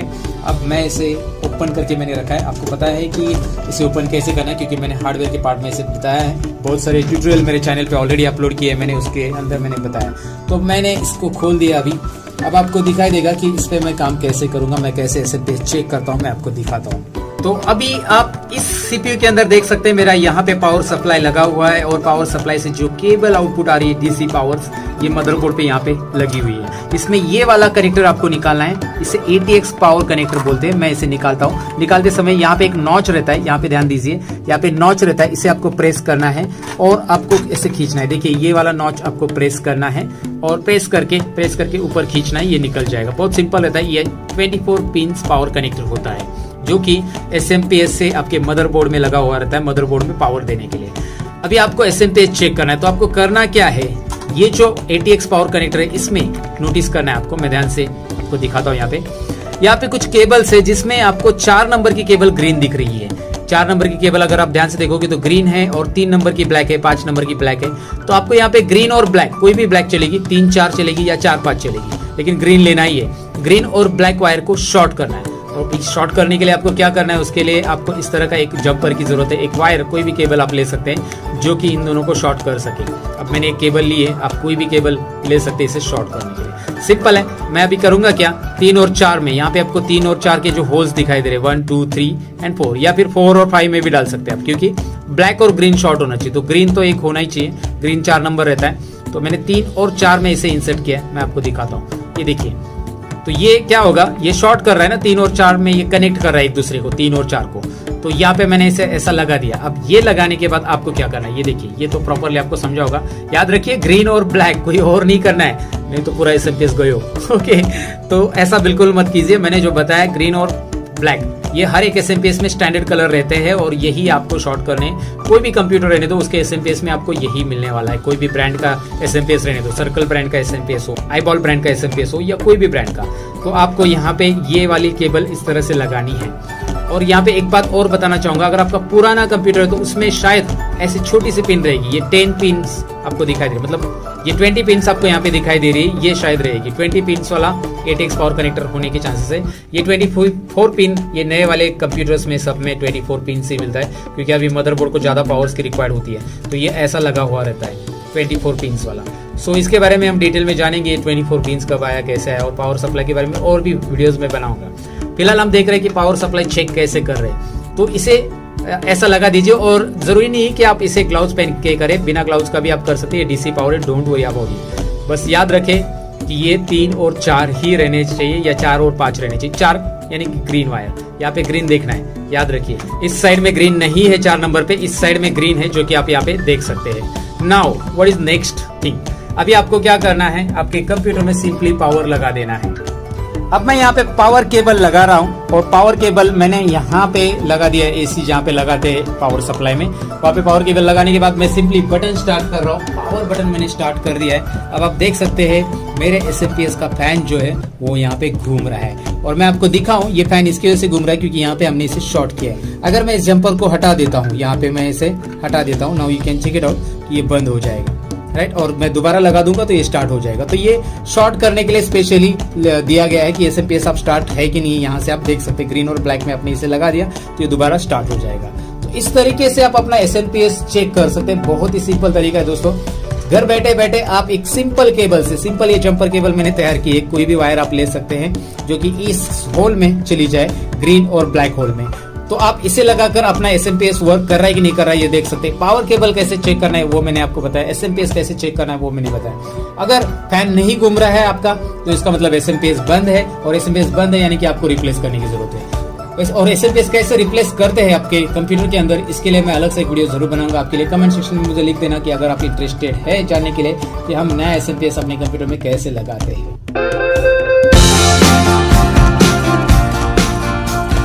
तो चलिए, आपका SMPS नहीं चल रहा है तो मैंने आपको बताया कि SMPS को ट्रबल शूट करने के लिए आपको बेसिकली करना क्या है। इस जंपर की मदद से आप इसे ट्रबल शूट कर सकते हैं, राइट। जंपर आपने लगा दिया तो SMPS चालू है नहीं चालू है यहाँ पे आपको दिखाई दे रहा है। जैसे ये जंपर लगाया SMPS चालू है। लेकिन अब मैं ये चेक करना चाहता हूँ कि SMPS में जो आउटपुट आ रहे हैं अलग अलग यहाँ पे जो केबल्स आ रही है उसमें वो पावर आ रही कि नहीं आ रही है। पावर कैसे चेक करना है मैं आपको बेसिकली एक एग्जाम्पल के तौर पर बताना चाहूँगा। लेकिन पावर चेक करने के लिए मैंने ये 2 नीडल्स यहाँ पे आपको दिखाई दे रहे हैं ना, 2 हेडल्स से नीडल्स आप बोल सकते हैं। ये लिए ये क्या है बेसिकली, यहाँ पे आप देख सकते हैं ये कनेक्शंस कहाँ पे जा रहे हैं, ये मल्टीमीटर में लगाए हुए। तो ये मल्टीमीटर आपको खरीदना चाहिए अगर आपको हार्डवेयर थोड़ा सा एडवांस लेवल पे सीखना है तो भाई 150-200 रुपये तो खर्चा करना पड़ेगा। ये 150-200 रुपये में ही आ जाता है मल्टीमीटर। और यहाँ पे देख सकते हैं मैंने इसे DC पे रखा है क्योंकि मुझे DC पावर चेक करना है। ये DC पावर इस तरफ होता है, यहाँ पे AC पावर चेक कर सकते हैं आप। और यहाँ पे आप चेक कर सकते हैं रेजिस्टेंस, जैसे ओम का साइन आपको दिखाई दे रहा है। तो मल्टीमीटर का फिलहाल तो हम DC पावर चेक कर रहे हैं तो यहाँ पे मैंने DC पे रखा है। यहाँ पे रीडिंग 00 दिख रही है। अब मैं क्या करूँगा, मेरा SMPS चालू है, आप देख सकते हैं यहाँ पे फैन घूम रहा है। ये वाले SMPS में देख सकते हैं ये मैंने दूसरा CPU लिया है, पिछली बार दूसरा CPU था तो अभी यहाँ पे दूसरा CPU दिखाई दे रहा है। यहाँ पे SMPS का फैन आपको क्लियरली दिख रहा है कि घूम रहा है। अब मैं आपको ये दिखाना चाहूँगा कि ये आपको जो दिखाई दे रहा है पावर केबल, ओके, मतलब यहाँ पे ये वाली लेता हूँ मैं, ये 12 वोल्ट वाली है। तो ये येलो केबल में 12 वोल्ट पावर रहता है, लेकिन ज़रूरी नहीं कि 12 वोल्ट ही रहेगा, कभी 11.5 आ सकता है, कभी 13 भी आ सकता है। तो अभी हम बेसिकली चेक करते हैं कि कितना वोल्ट है इसके अंदर। तो यहाँ पे ये जो ब्लैक नीडल है वो आपको इसमें इनपुट कर देनी, यहाँ पे ब्लैक वायर के अंदर। तो मैं आपको दिखाता हूँ, सिंपली आप देख सकते हैं यहाँ पे मैं इनपुट कर रहा हूँ और उसके बाद हम देखेंगे कि भाई मल्टीमीटर में क्या रिफ्लेक्शन आ रहा है। तो यहाँ पे मैं इसे दिखाता हूँ, अभी आप इसे मैं लगा रहा हूँ और अभी आप मल्टीमीटर में देख सकते हैं कि वहाँ पे कुछ रीडिंग्स आ रही है जो कि 14 पॉइंट है ना समथिंग यहाँ पे रीडिंग आपको दिखाई दे रही है। सो ये यहाँ पे रीडिंग्स आ रही है 14 वोल्ट यहाँ पे आपको दिखा रहा है। इसके अंदर 14 वोल्ट पावर है। अब इसके अंदर 14 वोल्ट बेसिकली क्यों है, क्योंकि ये जो मेरा SMPS है, यहाँ पे SMPS की तरफ आप देख सकते हैं, मैं आपको दिखाता हूँ, ये 450 वैट का है। जनरली इतने वैट का SMPS नहीं रहता। ये एक सर्कल का मैंने थोड़ा सा महंगा वाला SMPS लिया है, जिसके ये SMPS अगर आपके कैबिनेट में है तो आप ग्राफिक कार्ड वगैरह भी यूज़ कर सकते हैं। इतना बड़ा SMPS है अच्छा वाला। तो इस SMPS की वजह से लगभग ये 14 वोल्ट आपको दिखा रहा है। जनरली आप अपने SMPS के लिए चेक करोगे ये जो पावर है वो आपको 12 वोल्ट ही दिखाई देगा। तो चलिए मैंने 12 वोल्ट पावर चेक किया और एक पावर मैं आपको चेक करके दिखाता हूँ। यहाँ पे SMPS मेरा ऑलरेडी रनिंग में है, आप देख सकते हैं वहाँ पे फैन घूम रहा है और चालू में हमें चेक करना पड़ेगा तभी तो पता चलेगा। आपको इसे ब्लैक में लगाना है, याद रखो ये नीडल्स को आपको ब्लैक में लगाना है। कोई भी एक ब्लैक पकड़ो आप किसी का भी ब्लैक, इसका भी ब्लैक लेंगे तो भी चलेगा, कोई प्रॉब्लम नहीं है। इसे ब्लैक में मैं अभी लगा रहा हूँ, यहाँ पे आप देख सकते हैं ब्लैक में लगा रहा हूँ और इधर से मैं अभी ऑरेंज में लगा रहा हूँ। ये पहली पिन मैं चेक कर रहा हूँ। अभी आप मल्टीमीटर में देख सकते हैं यहाँ पे लगभग 3.5 वोल्ट आना चाहिए। इस केस में 4 वोल्ट आ रहा है क्योंकि यहाँ पे 3 to 4 वोल्ट के बीच में आएगा अगर आप ऑरेंज में लगाते हो तो। ऑरेंज के बाद मैं रेड में चेक करके दिखाता हूँ आपको। रेड में लगा के मैं आपको दिखा रहा हूँ अभी रेड कनेक्शंस यहाँ पे आप देख सकते हैं, ये 4 नंबर का। तो वहाँ पे आप देख सकते हैं रेड में कितना आ रहा है, मल्टीमीटर पे चेक कीजिए 6.15 वोल्ट दिख रहा है। लगभग ये 5 वोल्ट रहता है अगर आप स्टैंडर्ड SMPS में देखोगे, या फिर आप गूगल पे भी चेक करोगे तो ये रेड का जो पावर है आपको 5 वोल्ट दिखाई देगा SMPS का। ओके, तो जनरली हम ये लाइव चेक कर रहे हैं और ये SMPS के साथ चेक कर रहे हैं तो हमें इतना पावर यहाँ पे दिखाई दे रहा है। तो बेसिकली आप ऐसे चेक कर सकते हैं मल्टीमीटर के जरिए कि आपके SMPS में पावर जो आ रही है वो एग्जैक्ट आ रही है कि नहीं आ रही, कौन से केबल में पावर नहीं आ रही है, जैसे ये 12 वोल्ट कनेक्टर में नहीं आ रही है या फिर यहाँ पे कोई पावर नहीं आ रही है। तो यहाँ पे बेसिकली ये पावर चेक करने का एक तरीका मैंने आपको बताया कि मल्टीमीटर के जरिए पावर चेक कैसे किया जाता है। DC पावर बेसिकली हम चेक कर सकते हैं। तो भाई अभी आपने देखा कि SMPS का ट्रबल शूटिंग कैसे करना है, लेकिन बेसिकली SMPS में ट्रबल शूटिंग तब करना रहता है जब आपको पावर नहीं आ रहा है। लेकिन अभी अब पावर आ रहा है लेकिन कंप्यूटर में से आवाज़ आ रही है, जैसे कि बीप साउंड आ रहा है, 3 बार बीप साउंड आ रहा है, बीप बीप बीप मैं आवाज़ निकाल रहा हूँ। ओके, तो ऐसा साउंड आ रहा है, फिर डिस्प्ले कुछ भी नहीं आ रहा है। ऐसा अगर आपका इशू है तो आपको ट्रबल शूटिंग में क्या देखना है, आपको रैम की तरफ जाना है और रैम को क्लीन करना है। ये रैम आपको दिखाई दे रहा है जो कि मैंने आपको पहले ही बताया इसके बारे में।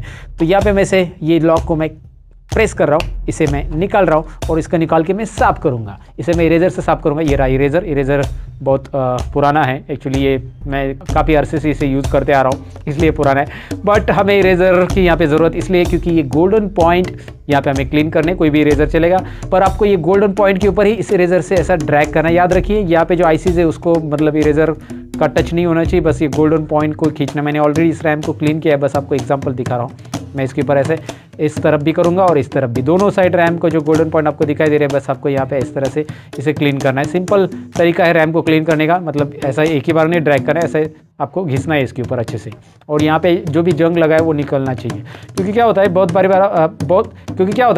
बार आप 10-15 दिन कंप्यूटर बंद रखते हो तो उस टाइम पे इसके ऊपर थोड़ा सा जंग लगता है या डस्ट जमा होती है, तो उसकी वजह से डिस्प्ले नहीं आता है, बीप साउंड आता रहता है। तो डिस्प्ले नहीं आने का कारण एक रैम हो सकता है, रैम के अलावा भी कई और कारण है, लेकिन रैम का एक मेन कारण है जो कि बीप साउंड आता है। लेकिन कई बार ऐसा होता है कि सिस्टम में से बीप साउंड नहीं आता है, क्योंकि जो एरर डिटेक्टर स्पीकर रहता है ना सिस्टम के मदरबोर्ड पे, वो नहीं रहता। आपकी केस में अगर स्पीकर नहीं है, एक इंटरनल स्पीकर रहता है छोटा सा, जो एरर अगर है आपके सिस्टम में तो वो बताता है। जैसे आप सिस्टम चालू करते ही कभी कभी देखा होगा कि एक बीप साउंड आता है। बीप साउंड मतलब एवरीथिंग इज ओके, और उसके बाद सिस्टम चालू हो जाता है। तो अगर आपके सिस्टम में कोई भी एरर है तो वो स्पीकर में से एक बीप नहीं मल्टीपल बीप आते हैं। एक बीप आ गया मतलब नो एरर, आपका सिस्टम ओके, वो चालू हो जाएगा। लेकिन आपके सिस्टम में वो स्पीकर ही नहीं है जो छोटा सा रहता है। मेरे केस में देखिए, मेरे मदरबोर्ड में वो स्पीकर अभी आपको दिखाओ तो नहीं है यहाँ पे, तो मेरे सिस्टम में वो बीप साउंड नहीं आता है, राइट। तो आपके केस में भी वो छोटा सा स्पीकर रहता है। मैं उसका चाहिए तो इमेज यहाँ पे स्क्रीन पे ऊपर आपको दिखा रहा हूँ। ये छोटा सा स्पीकर है जो कि आपके मदरबोर्ड के ऊपर रहता है, उसकी वजह से आपको बीप साउंड सुनाई देता है। और एक सिंगल बीप आया तो आपका सिस्टम ओके चालू हो गया, लेकिन आपको मल्टीपल बीप सुनाई दे रहे हैं तो समझ जाना कि रैम को आपको क्लीन करना है, राइट। ओके, ये तो आपको मैंने बताया डिस्प्ले नहीं आने का कारण रैम क्लीन करना। रैम को दोबारा लगा दो। लगाना कैसे, नॉच पे नॉच, ये नॉच उल्टा है, यहाँ पे आपको ये देखिए इस तरफ नॉच पे नॉच लगा देना है, प्रॉपरली लगाना है। इसको उल्टा लगाएंगे तो लगेगा नहीं, ज़बरदस्ती तो करनी नहीं है, राइट। इन डिवाइसेस के साथ बिल्कुल ज़बरदस्ती मत करो, सीधा लगाओ और प्रेस करो हल्का सा, बस ये दोनों लॉक ऑटोमेटिक लग जाते हैं। That's it. तो ये मैंने रैम के बारे में बताया कि बेसिकली रैम में अगर आपको ट्रबल शूटिंग करनी है तो कैसे करनी रहती है। हमने SMPS देखा, हमने रैम का ट्रबल शूटिंग देखा। अब आपको मैं ये भी बताऊँ कि यहाँ पे एक बैटरी लगी हुई है, CMOS बैटरी। अब इसका क्या ट्रबल शूटिंग रहता है, ये सिंपल है। अगर आपके कंप्यूटर में टाइम प्रॉपर नहीं आ रहा है तो इस CMOS बैटरी का मतलब एक्सपायरी डेट आ गया है या एक्सपायर हो गया है, याद रखो। तो ये मैं आपको बता देता हूँ, इसे निकालना कैसे। ये देखिए स्क्रू ड्राइवर से मैं यहाँ पे प्रेस कर रहा हूँ, सिंपल ये प्रेस किया, ये निकल गया। ये CMOS बैटरी ये टाइम जनरेट करती है आपके सिस्टम में, अप टू डेट टाइम रखती है। आप जो भी फाइल सेव करते हो सारा का सारा इसकी वजह से आ रहा है। आप कंप्यूटर बंद करते हो अभी सपोज, तो कल सुबह चालू करते हो तो कल सुबह का टाइमिंग आएगा, अभी का टाइमिंग नहीं आएगा। लेकिन अगर ये बैटरी खत्म हो गई तो भाई 12 बजेंगे मिनटों से जब भी आप सिस्टम चालू करेंगे तो 12 ही बजे है आपके सिस्टम में दिखाई देंगे, 12 से टाइमिंग हमेशा चालू होगा। तो ये बात याद रखनी है आपको। This is what CMOS battery, complementary metal oxide semiconductor, इतना बड़ा फुल फॉर्म है इसका। लेकिन फुल फॉर्म का क्या करोगे, लेकिन याद रखना है ये CMOS बैटरी बायोस को अप टू डेट रखती है, और इसके लिए आपको बस 75 रुपये स्पेंड करने हैं, ज़्यादा से ज़्यादा 75-50 रुपीज़ में भी आ जाती है। इसे आपको खरीदना है, 3 साल इसकी लाइफ रहती है। आप अगर सिस्टम ले चुके नया नया तो डोंट वरी अबाउट इट, 3 साल चलती है, उसके बाद आपको इसको बदलना है। बदलने के लिए कुछ नहीं है, सिंपल यहाँ से निकालना है, हार्डवेयर की दुकान में मिल जाती है। लेकिन इसकी ज़रूरत क्यों है, क्योंकि टाइम प्रॉपरली जनरेट हो जाए। एक ट्रबल शूटिंग याद रखो जो कि इंपॉर्टेंट चीज़ें हैं। बाकी सारी ट्रबल शूटिंग ऐसी कि केबल निकालो और केबल प्रॉपर लगाओ, चालू हो जाता है। अब एक इंपॉर्टेंट ट्रबल शूटिंग होती है जो कि होती है CPU की। अब आपको यहाँ पे CPU पे ज़्यादा डस्ट दिखाई दे रही है, और ये जितनी ज़्यादा डस्ट होती जाएगी उतना ज़्यादा CPU हीट होगा, और कई बार ऐसा होगा कि 2 घंटे के बाद कंप्यूटर चलने के बाद बंद हो जाएगा, राइट।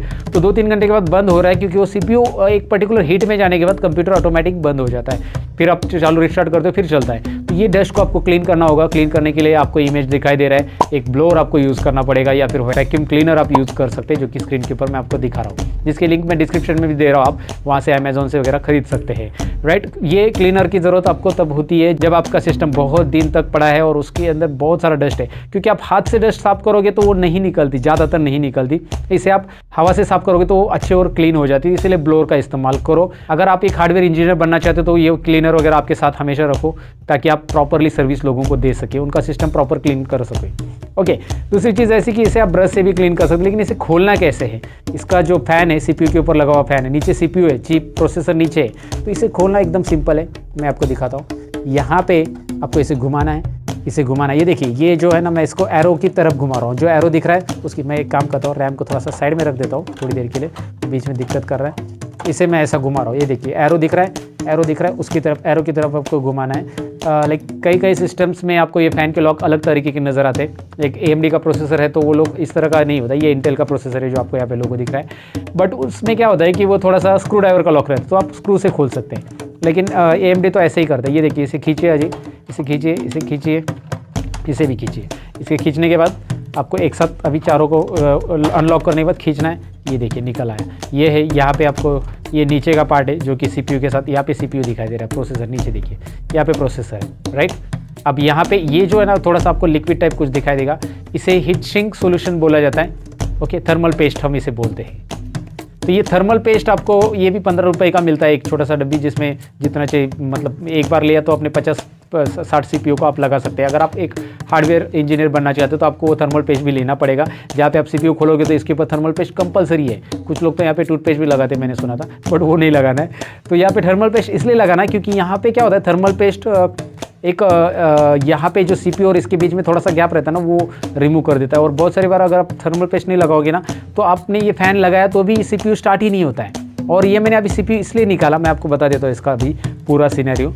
CPU इसलिए यहाँ पे निकाला क्योंकि बहुत सारी बार ये जो लॉक होते हैं ना वो टूट जाते हैं। कुछ लोग क्या बोलते हैं ना, कुछ लोग अपने खुद से ही कोशिश करते हैं उसको निकालने की, और ये नीचे के लॉक तोड़ते हैं। तो ये लॉक बिठाते समय आपको सिस्टम, जब आप ये लगा रहे हो अभी ये मदरबोर्ड के ऊपर दोबारा ये फ़ैन, तो इसको लगाते समय आप मदरबोर्ड खोल के लगाओ अगर आप ज़्यादा एक्सपीरियंस नहीं है आपको इसका लगाने का, क्योंकि ये लॉक अगर टूट गए तो आपका ये फ़ैन यहाँ पे मदरबोर्ड के साथ या इसके प्रोसेसर के ऊपर प्रॉपरली अटैच नहीं होगा, प्रॉपर फिट नहीं होगा। अगर ये प्रॉपर फिट नहीं, थोड़ा सा भी लूज़ है तो आपका प्रोसेसर 1 मिनट चालू होगा और उसके बाद बंद हो जाएगा। मतलब आपका सिस्टम चालू होगा, नो इश्यूज, प्रोसेसर डिस्प्ले देगा, सब कुछ होगा, मतलब वहाँ पे आउटपुट भी आएगा, लेकिन 1 मिनट के बाद तुरंत कंप्यूटर बंद, फिर आप चालू करोगे फिर 1 मिनट के बाद बंद, क्योंकि प्रोसेसर और इसके बीच में बहुत गैप रह गया है। गैप यानी ये लूज़ हो गया है, क्योंकि ये लूज़ हो गया इसकी वजह से, ये प्रॉपर नहीं लगाया आपने, या फिर ये टूट गया आपसे ये लॉक।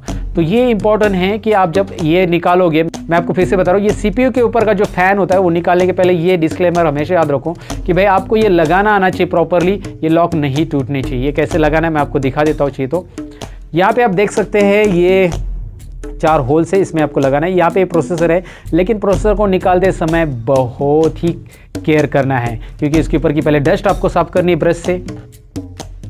ये ब्रश मैं यहाँ पे लेके इसके ऊपर की डस्ट साफ कर लेता हूँ पहले, क्योंकि आप इसको खोलने के बाद डस्ट मत साफ करो।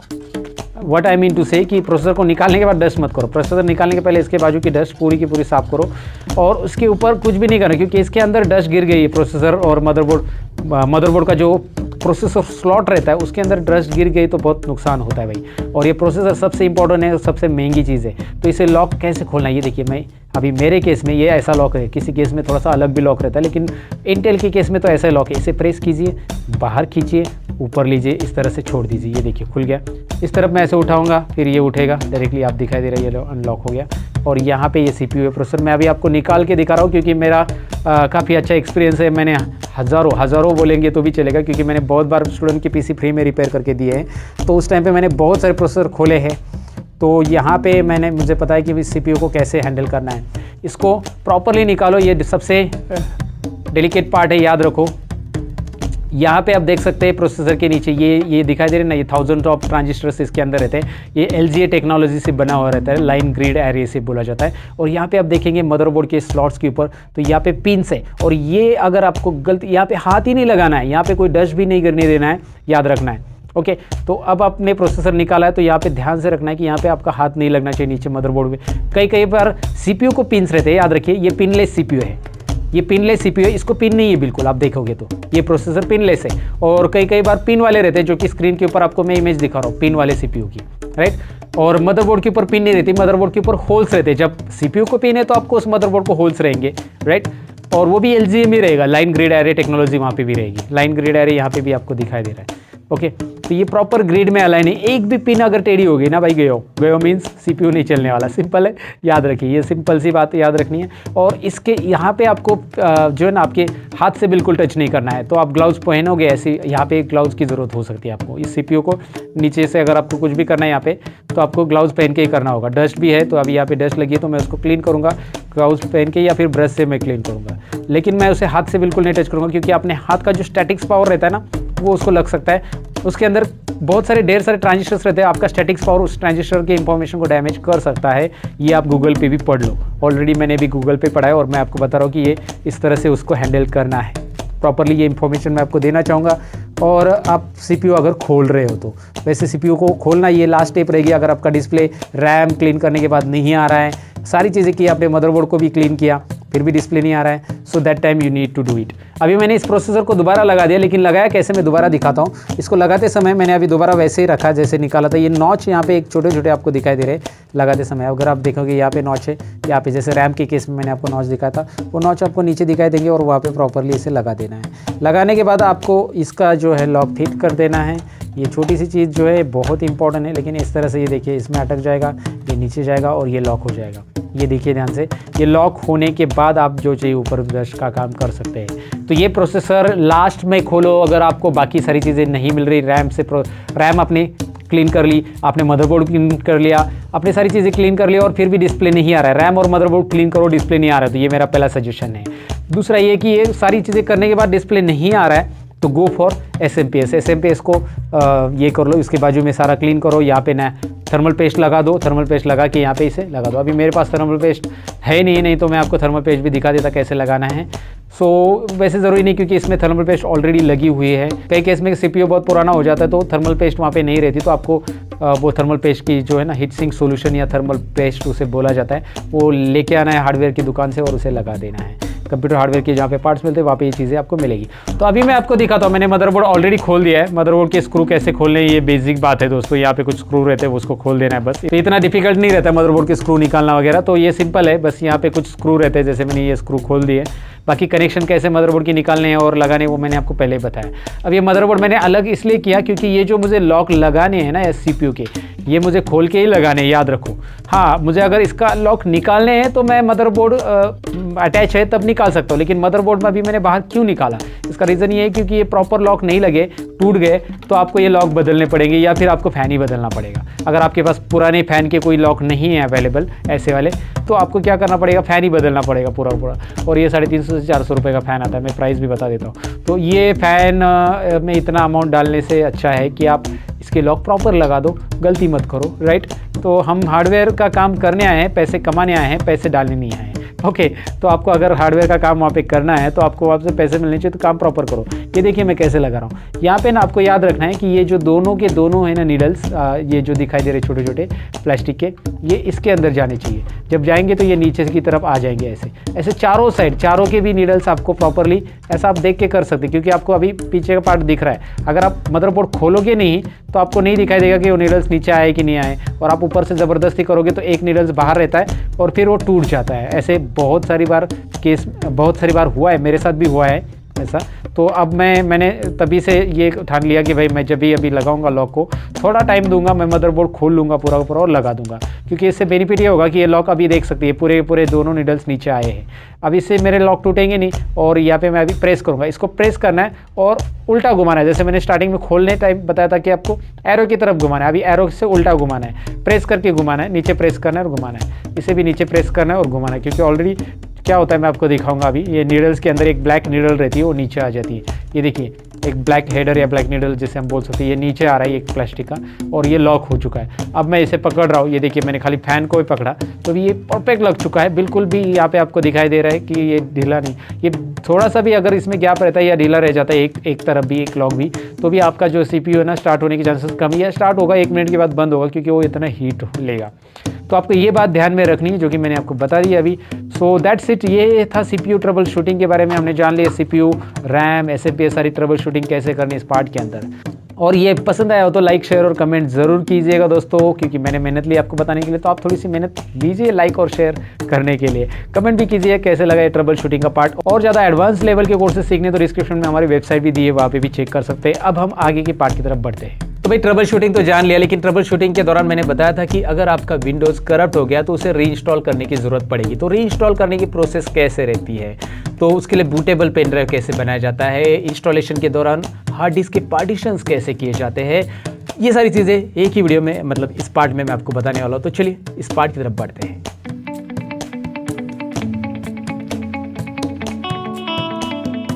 तो दोस्तों, जैसे कि मैंने इंट्रो पार्ट में आपसे कहा कि आज हम सीखने वाले बूटेबल पेन ड्राइव कैसे बनाते हैं, साथ ही में हम सीखेंगे कि हमारे कंप्यूटर में हम ऑपरेटिंग सिस्टम कैसे इंस्टॉल करते हैं, जो कि मेरे पास तो विंडोज 7 में इंस्टॉल करके दिखाने वाला हूँ। वैसे तो मार्केट में विंडोज 10 भी चालू है, आपको पता है, लेकिन इसके लिए क्या क्या चीज़ें रिक्वायर्ड रहती है। सबसे पहले तो आपके पास एक पेन ड्राइव रहना चाहिए लगभग 8 GB का, और 8 GB से कम वाला पेन ड्राइव है तो उसमें बूटेबल बनना बहुत मुश्किल है, राइट। सो मैंने यहाँ पे पेन ड्राइव लिया है और मेरे कंप्यूटर को मैं अटैच करके, यानी लैपटॉप को मैं अटैच कर रहा हूँ, और यहाँ पे जैसे ही मैं माई कंप्यूटर में जाऊँगा लैपटॉप की, यानी दिस PC, मेरा विंडोज 10 है यहाँ पे इस लैपटॉप में, इसलिए दिस PC में जाऊँगा तो यहाँ पे आपको दिखाई दे रहा है मेरा पेन ड्राइव ये कनेक्टेड है। इसका नाम दरअसल CD-ROM करके आया है, नाम आप बदल भी सकते हैं, आप इसका नाम यहाँ से रीनेम कर सकते हैं। इसका नाम CD-ROM नहीं है, ये मेरा पेन ड्राइव है, तो मैं इसका बूटेबल पेन ड्राइव बनाने वाला हूँ, तो मैं इसका नाम बूटेबल ऐसा भी रख सकता हूँ, राइट। आप कुछ भी नाम दे सकते हैं, तो मैंने यहाँ पे नाम दे दिया है बूटेबल। सो ये पेन ड्राइव का नाम अब कैसे चेंज करना है आपको समझ में आया। नाम दरअसल चेंज करने की ज़रूरत नहीं, मैंने बस बताया आपको चेंज कैसे करना है।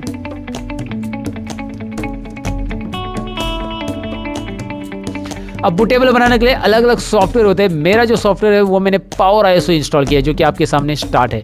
चलिए मैं डेस्कटॉप पे दिखाता हूँ, ऑलरेडी मैंने यहाँ पे स्टार्ट किया, लेकिन डेस्कटॉप पे यहाँ पे इस तरह से आइकॉन आ जाएगा।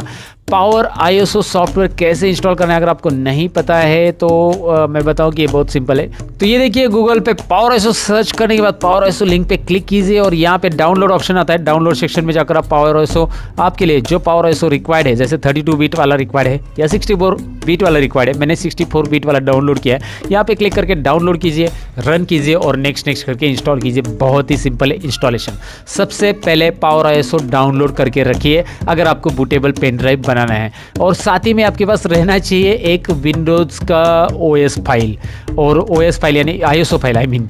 तो विंडोज़ का ISO फाइल मेरे पास ऑलरेडी है, जो कि यहाँ पे आपको डी ड्राइव में, मैं आपको डायरेक्ट डी ड्राइव में लेके चलता हूँ। यहाँ पे आपको दिखाई दे रहा है विंडोज 7 ऑल इन वन मेरे पास प्री एक्टिवेटेड है। ये वाला फाइल आपके पास रहना चाहिए। फाइल आप टोरेंट से वगैरह डाउनलोड कर सकते हैं। ये जो है यहाँ पे मैं आपको बताऊँ कि करना क्या है। पावर ISO स्टार्ट होने के बाद आपको जाना है टूल्स के अंदर। टूल्स के अंदर यहाँ पे ऑप्शन आता है create bootable USB drive, right. So यहाँ पे क्लिक कर कीजिए। ये जो ऑप्शन दिखाई दे रहा है, I will make it zoom, यहाँ पे दिखाई दे रहा है क्रिएट बूटेबल USB ड्राइव। अब मैं इस पर क्लिक करता हूँ। क्लिक करने के बाद आपके सामने आ रहा है एक डायलॉग बॉक्स, जिसके अंदर आपको दिखाई देगा यहाँ पे कार्ड, जो आपने कार्ड सिलेक्ट किया है ना, राइट, यहाँ पे आपका कार्ड दिखाई देगा। तो यहाँ पे हमारे पास जो 8 GB वाला कार्ड है वो हमें सिलेक्ट करना है। हमारे यहाँ पे 2 कार्ड है, मतलब एक मेमोरी कार्ड इंस्टॉल है H ड्राइव में, लेकिन I ड्राइव में हमारा यहाँ पे पेन ड्राइव है।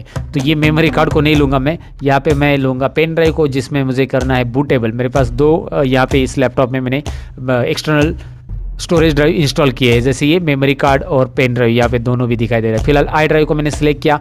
इमेज फाइल यानी कि ISO फाइल जो मैंने बोली थी विंडोज़ की, वो मैं इस फोल्डर पे क्लिक करूँगा, और फोल्डर पे क्लिक करने के बाद D ड्राइव में चला जाऊँगा, और वहाँ से मैं विंडोज़ की ये all in one pre activated वाली ISO फाइल मैं यहाँ पे दे रहा हूँ, मतलब सिलेक्ट कर रहा हूँ। ओपन करूँगा, यहाँ पे वो सिलेक्ट हो चुकी है, और उसके बाद आपको करना है यहाँ पे स्टार्ट बटन पे क्लिक।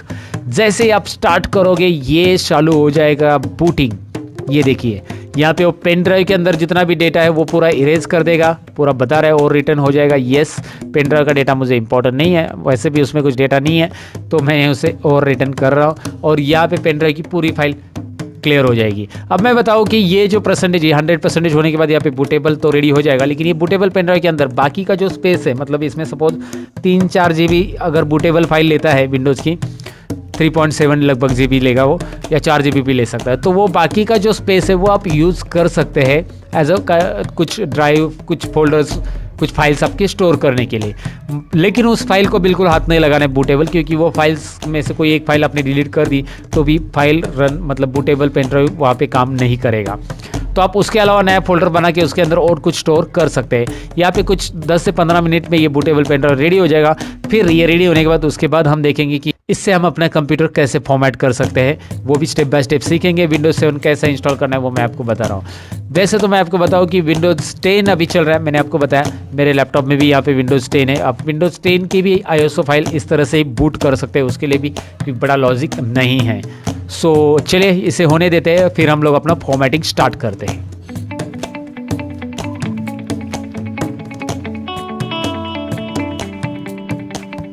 तो सबसे पहले तो जो बूटेबल पेन ड्राइव मैंने बनाया है वो मेरे कंप्यूटर को मैं अटैच करूंगा, यानी कि यहाँ पे पेन ड्राइव मैं इंसर्ट कर रहा हूँ। वो जो बूटेबल पेन ड्राइव मैंने बनाया है उसके बाद मैं कंप्यूटर को स्टार्ट करूंगा, यानी कि पावर बटन यहाँ पे कंप्यूटर का प्रेस कर रहा हूँ। और उसके बाद जैसे मैं कंप्यूटर स्टार्ट करूंगा, कंप्यूटर स्टार्ट करने के बाद मेरे कीबोर्ड पे मैं डिलीट बटन प्रेस करते रहूंगा। डिलीट बटन इसलिए प्रेस करना है क्योंकि मैं बायो स्क्रीन में आना चाहता हूँ। और यहाँ पे आप देख सकते हैं मेरे कंप्यूटर पे बायो स्क्रीन आ चुका है, राइट। तो जैसे आप डिलीट बटन प्रेस करोगे आपके सामने आएगा ये बायोस विंडो, यानी कि आपके कंप्यूटर पे ये बायो स्क्रीन दिखाई देगी। और ये बायो स्क्रीन डिलीट बटन से आती है ऐसा नहीं, मैंने आपको बोला कि आपके केस में F2 बटन हो सकता है, F10 भी हो सकता है, F12 भी होता है। कई सारे लैपटॉप और कंप्यूटर के अलग अलग टाइप के हिसाब से, मतलब लैपटॉप अलग अलग कंपनी के रहेंगे तो वहां पे आपको अलग अलग की प्रेस करनी पड़ेगी ये बायोस की स्क्रीन लाने के लिए।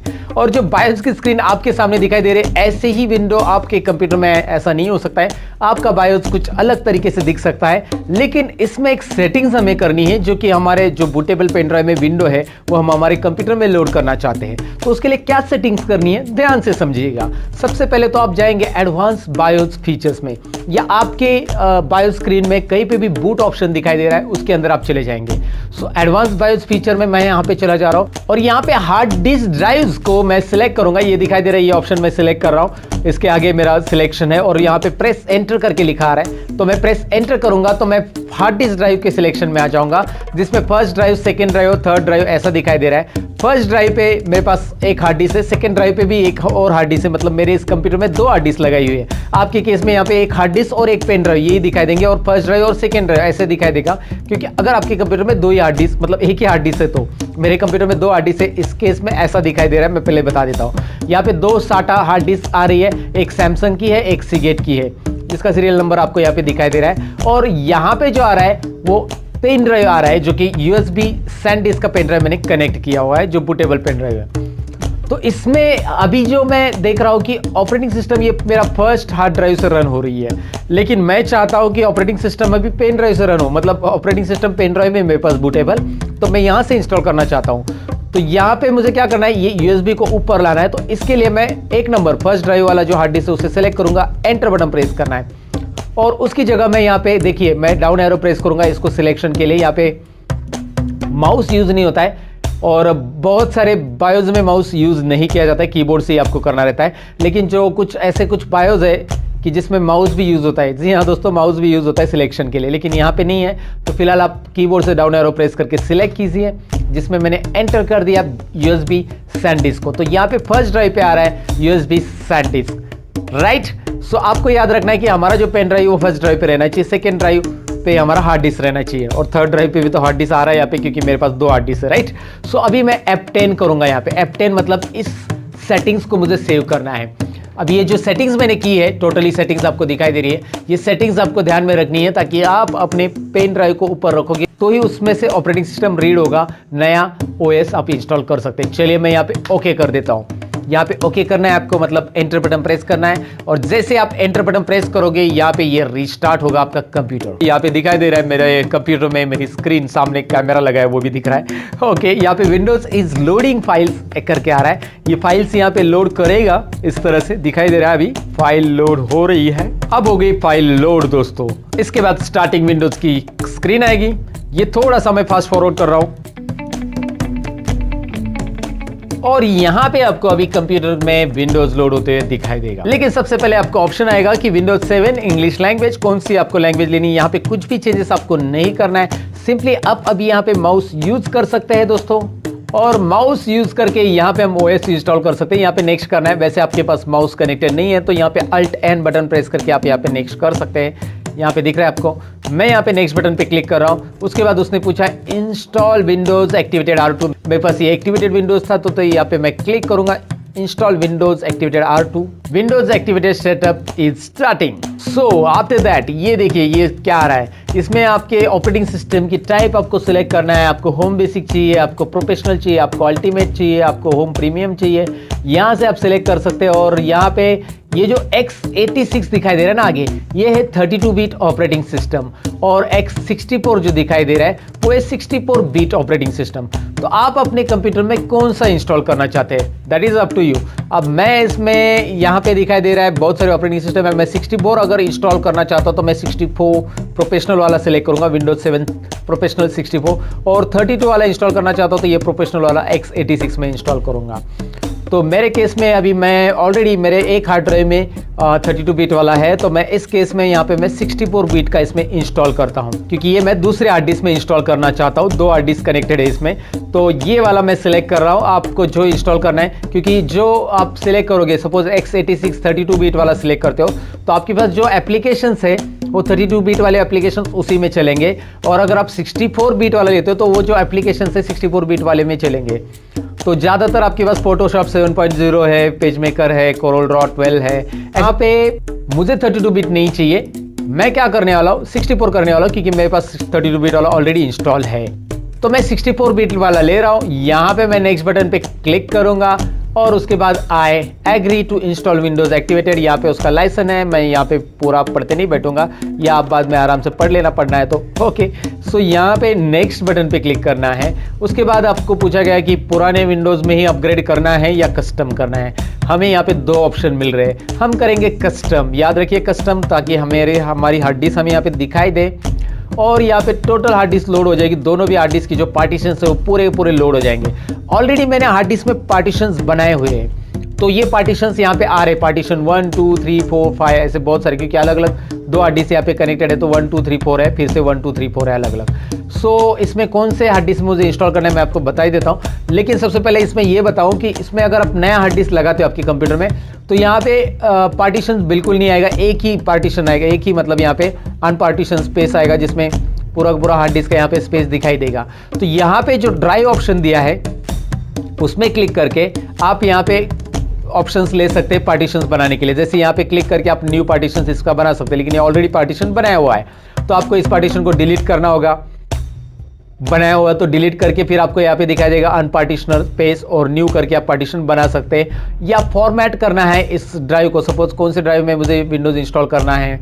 अब मेरा ये डिसाइड है कि मैं ये वाले ड्राइव में इंस्टॉल करूँ। कहाँ पे है वो 60 GB वाला, ऊपर ये रहा, ये वाला जो पार्टीशन 2 है। इस पार्टीशन में मैं OS इंस्टॉल करने वाला हूँ, जो मेरे दूसरे हार्ड डिस्क का है। ये है 60 GB लगभग, और 25 GB इसमें ऑलरेडी फ्री स्पेस है, और बाकी का डेटा है। तो मैं ये पुराना जो OS है, इसके अंदर भी OS है पुराना, तो उस OS को मुझे फॉर्मेट करना है। उसके अंदर पुराना डेटा है वो हटाना है, तो मैं फॉर्मेट करूँगा। देखिए यहाँ पे एक लोगों में गलतफहमी रहती है कि OS इंस्टॉल करते समय फॉर्मेट करना कंपलसरी होता है, लोग कहते हैं, लेकिन नहीं, OS इंस्टॉल करते समय आपको फॉर्मेट करना कंपलसरी नहीं रहता है, बस स्पेस रहना चाहिए। अब इसके अंदर 59 GB में 25 GB स्पेस है लगभग, तो 25 GB में मैं मेरा OS डायरेक्ट नेक्स्ट करूंगा तो इंस्टॉल हो जाएगा, और पुरानी फाइल्स वैसे ही रहेगी, और वो फाइल windows.old नाम से वैसे रहेगी। याद रखिए आप अपनी पुरानी फाइल भी विंडोज के अंदर रख सकते हैं, और वो बिना फॉर्मेट किए ही भी रहेगी। मतलब जैसे कि आपका सी ड्राइव पहले वाला करेक्ट है, पहला OS करेक्ट है, लेकिन उसके डेस्कटॉप पे, उसके माई डॉक्यूमेंट में, या उसके सी ड्राइव में कुछ आपकी फाइल्स है जो कि आपने डी और ई ड्राइव में नहीं रखी है, जो स्टोरेज ड्राइव रहता है डी और ई ड्राइव, क्योंकि फॉर्मेट के टाइम पे तो डी और ई ड्राइव को तो हाथ ही नहीं लगाना है हमें, बस सी ड्राइव को हमें क्या करना है, वहाँ पे ऑपरेटिंग सिस्टम इंस्टॉल करनी रहती है। तो आपके पास ऑप्शन रहता है कि सी ड्राइव में पुरानी फाइल रख के आप OS को लोड करें। तो यहाँ पे पुरानी फाइल रख दूंगा मैं, फॉर्मेट नहीं करूंगा और नेक्स्ट करूंगा, तो यहाँ पे ये जो बाकी की है 25 GB तो ये खाली है, और बाकी की जो फाइल है वैसे ही रहेगी, बस उसका नाम आएगा windows.old करके। क्या नाम आएगा?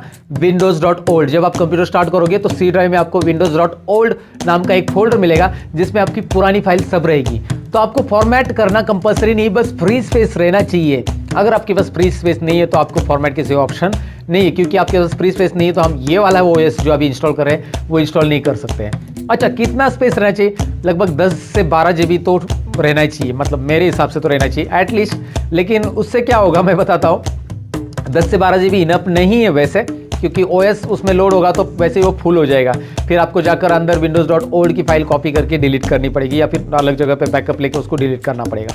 लेकिन वो डिपेंड करता है आपको कि अगर बैकअप लेना है तो आप इसे फॉर्मेट ना करे, लेकिन मुझे बैकअप नहीं लेना है तो मैं इसे फॉर्मेट कर सकता हूँ। तो ये फॉर्मेट वर्ड या फॉर्मेट बटन पे क्लिक करने पहले अच्छे से सोच लो। तो यहाँ पे क्या मैसेज आ रहा है, the partition might contain recovery files बता रहा है, सिस्टम फाइल हो सकती है, रिकवरी फाइल आपकी कोई फाइल रह सकती है, वो सारी की सारी आप लूज करने वाले हो अगर आप फॉर्मेट करते हो तो। और अगर आप रखते हो तो वहाँ पे नेक्स्ट करो, ये फाइल रहेगी। क्लियर है आपको कोई भी पार्टीशंस। और अगर आपने नई हार्ड डिस्क ली तो आप बस बिंदास न्यू पे क्लिक करके नया नया पार्टीशन डाल सकते हैं, कितने साइज का चाहिए और नेक्स्ट, वो कभी मैं आपको बाद में बताऊंगा। फिलहाल आपको ये बता रहा हूँ कि मैं यहाँ पे कोई ड्राइव डिलीट नहीं कर रहा हूँ, यहाँ पे बस मैं इसको फॉर्मेट कर रहा हूँ क्योंकि इसका पुराना डेटा मुझे नहीं चाहिए। यहाँ पे एक बात ध्यान से समझ लो कि वही ड्राइव सिलेक्ट करो जिसको आपको फॉर्मेट मार रहा है, नहीं तो गलती से आपका जो ई ड्राइव और डी ड्राइव रहता है, अलग अलग ड्राइव हम बनाते हैं एक्स्ट्रा जिसमें स्टोरेज है, वो ड्राइव अगर आपने डिलीट किया तो भैया गए आपका डेटा, तो आपको फिर से मिलने वाला नहीं, फिर से आपको रिकवरी का वो अलग अलग टूल्स रन करना पड़ेगा, वो सब मगजमारी करनी पड़ेगी आसान भाषा में बोलूँ तो। ओके, सो अगर यहाँ पे देखें, इसे सिलेक्ट करके मैं फॉर्मेट कर रहा हूँ, ओके कर रहा हूँ। 59 GB वाला जो डेटा है वो होगा फॉर्मेट, अभी फ्री 59 ही रहेगा, ये थोड़ा बहुत डिफरेंस दिखाएगा। यहाँ पे अभी कुछ भी डेटा नहीं है इसके अंदर और इसमें OS लोड होगा, नेक्स्ट करना है। नेक्स्ट करने के बाद ये प्रोसेस चलेगी। इस प्रोसेस में आपकी विंडोज की सभी फाइलें इंस्टॉल होगी और जैसे ये कंप्लीट हो जाएगा आपको पेन ड्राइव निकाल लेना है। जी हाँ, मैं क्या बता रहा हूँ ध्यान से सुनिए। इस प्रोसेस को कंप्लीट होने के बाद आपको अपना पेन ड्राइव निकाल लेना है, क्योंकि फिर से पेन ड्राइव से हमें OS बूट नहीं करनी है। अभी हमारा OS ऑलरेडी इंस्टॉल है तो वो स्टार्ट हो जाएगा डायरेक्ट। आप पेन ड्राइव निकाल लोगे तो हमारे हार्ड डिस्क के अंदर OS जिस ड्राइव में लोड हो गया उस ड्राइव से ही ये डायरेक्टली ऑपरेटिंग सिस्टम OS यानी ऑपरेटिंग सिस्टम लोड हो जाएगा दोस्तों। तो आपको पेन ड्राइव की जरूरत नहीं है। ये प्रोसेस कंप्लीट होने के बाद कंप्यूटर रिस्टार्ट होता है, रिस्टार्ट होते ही आपको पेन ड्राइव निकाल लेना है, राइट। सो इसे थोड़ा सा फास्ट फॉरवर्ड में अभी कर देता हूं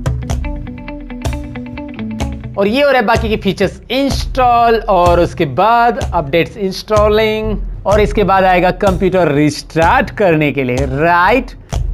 सो अगर आपने यहाँ पे रिस्टार्ट नाउ पे क्लिक किया तो भी चलेगा, वो ऑटोमेटिक वैसे भी कुछ सेकंड के बाद रिस्टार्ट होने वाला है। उसके पहले मुझे अभी करना है पेन ड्राइव रिमूव, तो यहाँ पे मैं पेन ड्राइव को कर रहा हूँ रिमूव। ओके, तो फिर से यहाँ पे OS अभी लोड होगा, लेकिन अभी OS जो लोड होगा वो लोड होने वाला है हार्ड डिस्क से। तो यहाँ पे 2 OS दिख रहे हैं क्योंकि मेरे पास 2 हार्ड डिस्क है। ऊपर वाला OS तो मेरा डिफॉल्ट हार्ड डिस्क है, ये सेकेंड वाला OS मैं सिलेक्ट कर रहा हूँ क्योंकि मैंने अभी इंस्टॉल किया है और मैं इसे एंटर कर देता हूं। सो लिख के आ रहा है setup is updating registry settings. तो यहां पे विंडोज कुछ कर रहा है सेटिंग्स, तो करने दो भैया इसे सेटिंग्स, आप बस देखते रहना है। यहां पे आएगा कंप्लीटिंग इंस्टॉलेशन और ये भी इंस्टॉलेशन हम कंप्लीट होने देंगे।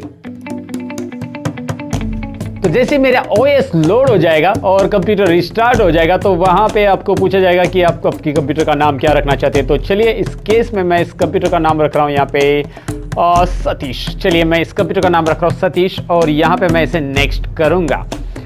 जैसे मैं नेक्स्ट करूंगा वो मुझे पूछेगा पासवर्ड, तो मैं यहाँ पे पासवर्ड एंटर कर दूंगा, कुछ भी पासवर्ड और उसका हिंट आप एंटर कर सकते हैं और नेक्स्ट कीजिएगा। पासवर्ड याद रखिएगा लेकिन ना, जो आप लॉगिन के लिए यूज कर सकते हो उस पासवर्ड को। और यहाँ पे आस्क मी लेटर ये बटन पे आपको क्लिक करना है और फिर यहाँ पे आपको टाइम जोन जो सिलेक्ट करना है वो है +5:30। तो नीचे आ जाइए +5:30, ये रहा चेन्नई कोलकाता।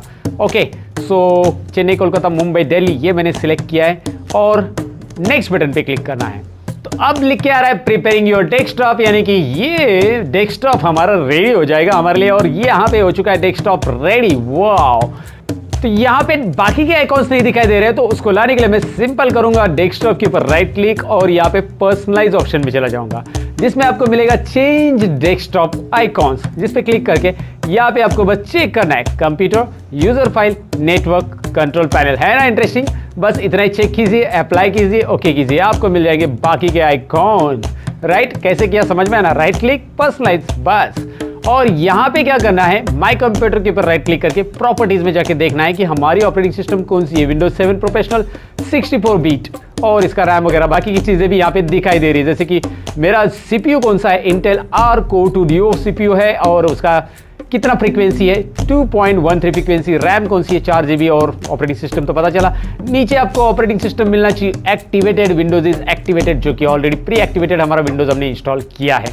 अब विंडोज तो इंस्टॉल कर लिया, लेकिन बहुत सारी बार अगर आप विंडोज इंस्टॉल करते हैं अपने कंप्यूटर के अंदर तो प्रॉब्लम ये होता है कि ड्राइवर्स डिटेक्ट नहीं होते हैं। ड्राइवर्स यानी साउंड ड्राइवर, जब आप अपना साउंड का 3.5 mm का जैक कनेक्ट करते हैं अपने CPU के अंदर तो वहाँ पे आवाज़ ही नहीं आती। आप बोलते यार क्या हो गया मेरे सिस्टम के साथ, मैंने तो विंडोज़ प्रॉपर इंस्टॉल कर लिया। तो उस टाइम पे आपको ये देखना है कि साउंड ड्राइवर इंस्टॉल हुआ है कि नहीं हुआ है। नेटवर्क ड्राइवर यानी कि आप इंटरनेट का लैन का कनेक्शन आप लगाते हैं अपने CPU के अंदर, फिर भी इंटरनेट नहीं आता है तो नेटवर्क ड्राइवर की ज़रूरत होती है। तो ऐसे ड्राइवर्स कैसे इंस्टॉल करने हैं ये हम जानने वाले हैं। या फिर आपने प्रिंटर कनेक्ट किया तो उसका भी ड्राइवर की ज़रूरत पड़ती है। सो बेसिकली आपको इन सभी डिवाइसेस को रन करने के लिए ड्राइवर की ज़रूरत होती है और वो ड्राइवर कैसे इंस्टॉल करना है वो डिटेल में जानने वाले। चलिए बढ़ते सिस्टम की तरफ।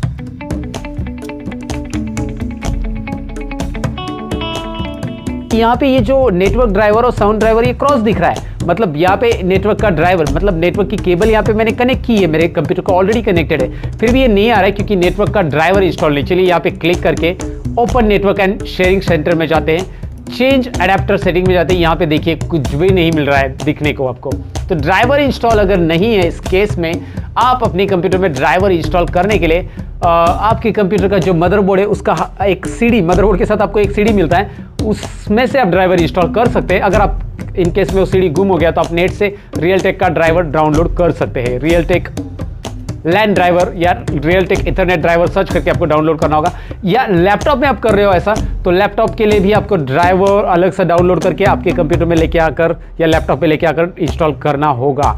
डाउनलोड तो चाहिए, आपके पास लैन ड्राइवर नहीं है तो फिर मुश्किल है, और आपके पास सीडी है तो कोई बात नहीं। मेरे केस में तो मेरे पास सीडी थी जो कि मेरे पास आई ड्राइव में पड़ी है, रूलर मदरबोर्ड नाम की। ये दिखाई दे रहा है रूलर मदरबोर्ड, जो कि मैंने ऑलरेडी इस सीडी को कॉपी करके रखा है इसमें।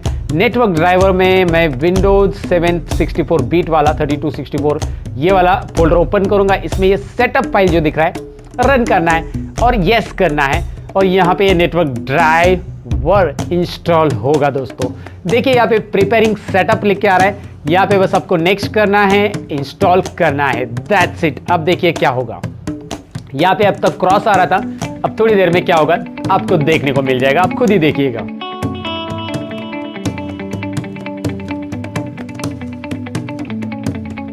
तो यहाँ पे अभी आपको दिख रहा है ये हो गया इंस्टॉल, और मैंने ये फास्ट फॉरवर्ड किया और यहाँ पे फिनिश बटन पे मैं क्लिक करूंगा। यहाँ पे दिखाई दे रहा है नेटवर्क ड्राइवर आ चुका है। मैं इसे होम नेटवर्क, पब्लिक नेटवर्क, जो नेटवर्क रखना चाहता हूँ यहाँ पे फिलहाल मैं पब्लिक नेटवर्क क्लोज कर देता हूँ। ये मेरा नेटवर्क ड्राइवर इंस्टॉल हो गया। वैसे मुझे साउंड ड्राइवर अगर इसमें इंस्टॉल करना है और मैं यहाँ पे साउंड ड्राइवर में चले जाऊंगा और यहाँ पे विंडोज 7 64 बीट वाला जो साउंड ड्राइवर है वो भी मैं यहाँ पे इंस्टॉल कर देता हूँ। तो इस तरह से आपको ड्राइवर इंस्टॉल करने रहेंगे, और ड्राइवर आपको नहीं मिल रहे तो ड्राइवर पैक सॉल्यूशन की ड्राइवर पैक सॉल्यूशन से आप ड्राइवर्स कैसे इंस्टॉल कर सकते हैं अगर आपके पास लैन ड्राइवर और साउंड ड्राइवर आपके कंप्यूटर में या लैपटॉप में सुटेबल नहीं हो रहे हैं तो।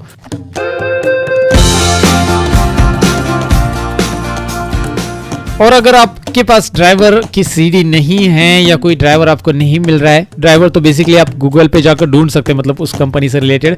जैसे कि आपके पास डेल लैपटॉप है, डेल कंपनी का है, सो डेल लैपटॉप ड्राइवर्स, आगे डेल लैपटॉप ड्राइवर करके डालोगे तो उससे रिलेटेड ड्राइवर अपडेट सारी चीज़ें आपको यहाँ पे मिलेंगे।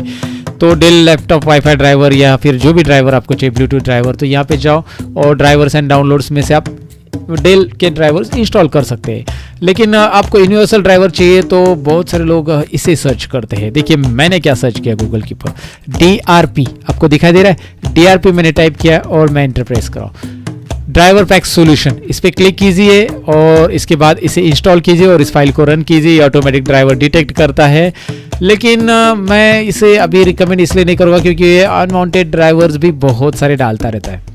राइट, ये रियलिटी है और मैंने खुद इसे डाल के देखा ऑलरेडी। आप देखोगे तो बहुत सारे अनवांटेड ड्राइवर्स जो आपकी पीसी को ज़रूरी नहीं वो भी आ जाते हैं। हाँ, रिक्वायर्ड है वो तो आ जाते हैं, लेकिन मैं रिकमेंड हमेशा ये करूँगा कि एक तो जब आप मदरबोर्ड ले रहे हो तो उसका तो आपको ड्राइवर के सीडी मिल ही जाता है, नहीं मिल रहा है डिस्प्ले ड्राइवर का वगैरह तो वो ऑनलाइन उसी वेबसाइट पे अपडेट मिल जाता है जिसका आपने मदरबोर्ड या जो भी लिया है या फिर जो भी ग्राफिक कार्ड लिया है उसका भी वहाँ पे ही मिल जाता है। आपको उसी वेबसाइट से डाउनलोड कर सकते हैं। एनवीडिया का ग्राफिक कार्ड है तो एनवीडिया का डायरेक्टली आपको ड्राइवर मिल जाएगा उसके वेबसाइट से, वहाँ से डाउनलोड करेंगे तो वो बेस्ट रहेगा क्योंकि वो प्रॉपरली वही ड्राइवर आएगा, बाकी ड्राइवर्स नहीं आएंगे। और नहीं मिला तो ये सोल्यूशन रहता है DRP, ड्राइवर पैक सोल्यूशन, ये भी आप इस्तेमाल कर सकते हैं। तो ये ड्राइवर इंस्टॉलेशन के बारे में मैंने आपको बताया यहाँ पे। अब हमने इतनी सारी बातें जान ली, लेकिन हमें डेस्कटॉप की सेटिंग्स पता होनी चाहिए। भाई सेटिंग बहुत इंपॉर्टेंट चीज़ है, सेटिंग हर एक जगह पे यूज़फुल होती है।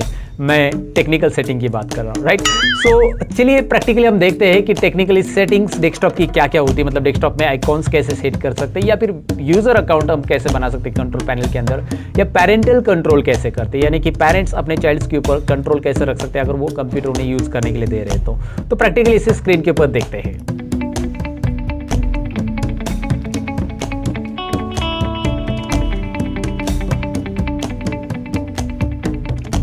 दोस्तों अब बारी है डेस्कटॉप की कुछ इंपॉर्टेंट सेटिंग्स जानने की, और कंट्रोल पैनल की भी कुछ सेटिंग्स हम जानने वाले हैं। सबसे पहले मैं आपको हमेशा रिकमेंड करूंगा कि डेस्कटॉप के ऊपर ज़्यादा फाइल ना रखिए। जैसे मैंने यहाँ पे 4 कॉलम में फाइल रखी है, आपको दिखाई दे रही है। ज़्यादा फाइल्स आपको रखनी है तो आप ड्राइव उसके लिए बनाएं। जैसे आप अपने दिस पीसी में जाओगे तो वहाँ पे ढेर सारे आपके ड्राइव रहते हैं, इनमें स्टोर करो, डी और ई ड्राइव में स्टोर करो। क्योंकि डेस्कटॉप पे आप ज़्यादा फाइल रखते हो तो उसका ड्रॉबैक ये होता है, पहली चीज़ तो जब भी आप कंप्यूटर फॉर्मेट करने जाओगे तो सी ड्राइव के अंदर की फाइल को आपको इरेज करना पड़ता है, मतलब पूरा क्लीन करना है। तो ज़रूरी नहीं, मैंने आपको फॉर्मेट के टाइम पे वो बताया कि सी ड्राइव की फाइल भी आप रख सकते हैं, लेकिन आपकी इंपॉर्टेंट फाइल है जो आपको क्विकली एक्सेस करनी है तो आप हार्ड डिस्क दूसरी जगह पे भी लगा के क्विकली एक्सेस कर सकते हैं इजीली। तो इसलिए लोकल डिस्क ड्राइव में उसे हमेशा रखो। अगर आपको सी ड्राइव फॉर्मेट करने की जरूरत पड़ी तो भी आप कर सकते हैं आसानी से, राइट।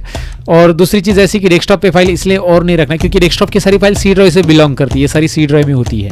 और यहाँ पे ज़्यादा फाइल अगर आप रखते हो तो आपका मतलब यहाँ पे क्या होता है ना, इंटरफेस भी होता है और ऊपर से ये सारी लोडिंग सी ड्राइव से हो रही फाइल की, तो वहाँ पे थोड़ा सा प्रोसेस स्लो भी हो जाता है। इसलिए डेस्कटॉप पे ज़्यादा फाइल मत रखो। ओके, ये एक इन्फॉर्मेशन मुझे देनी थी।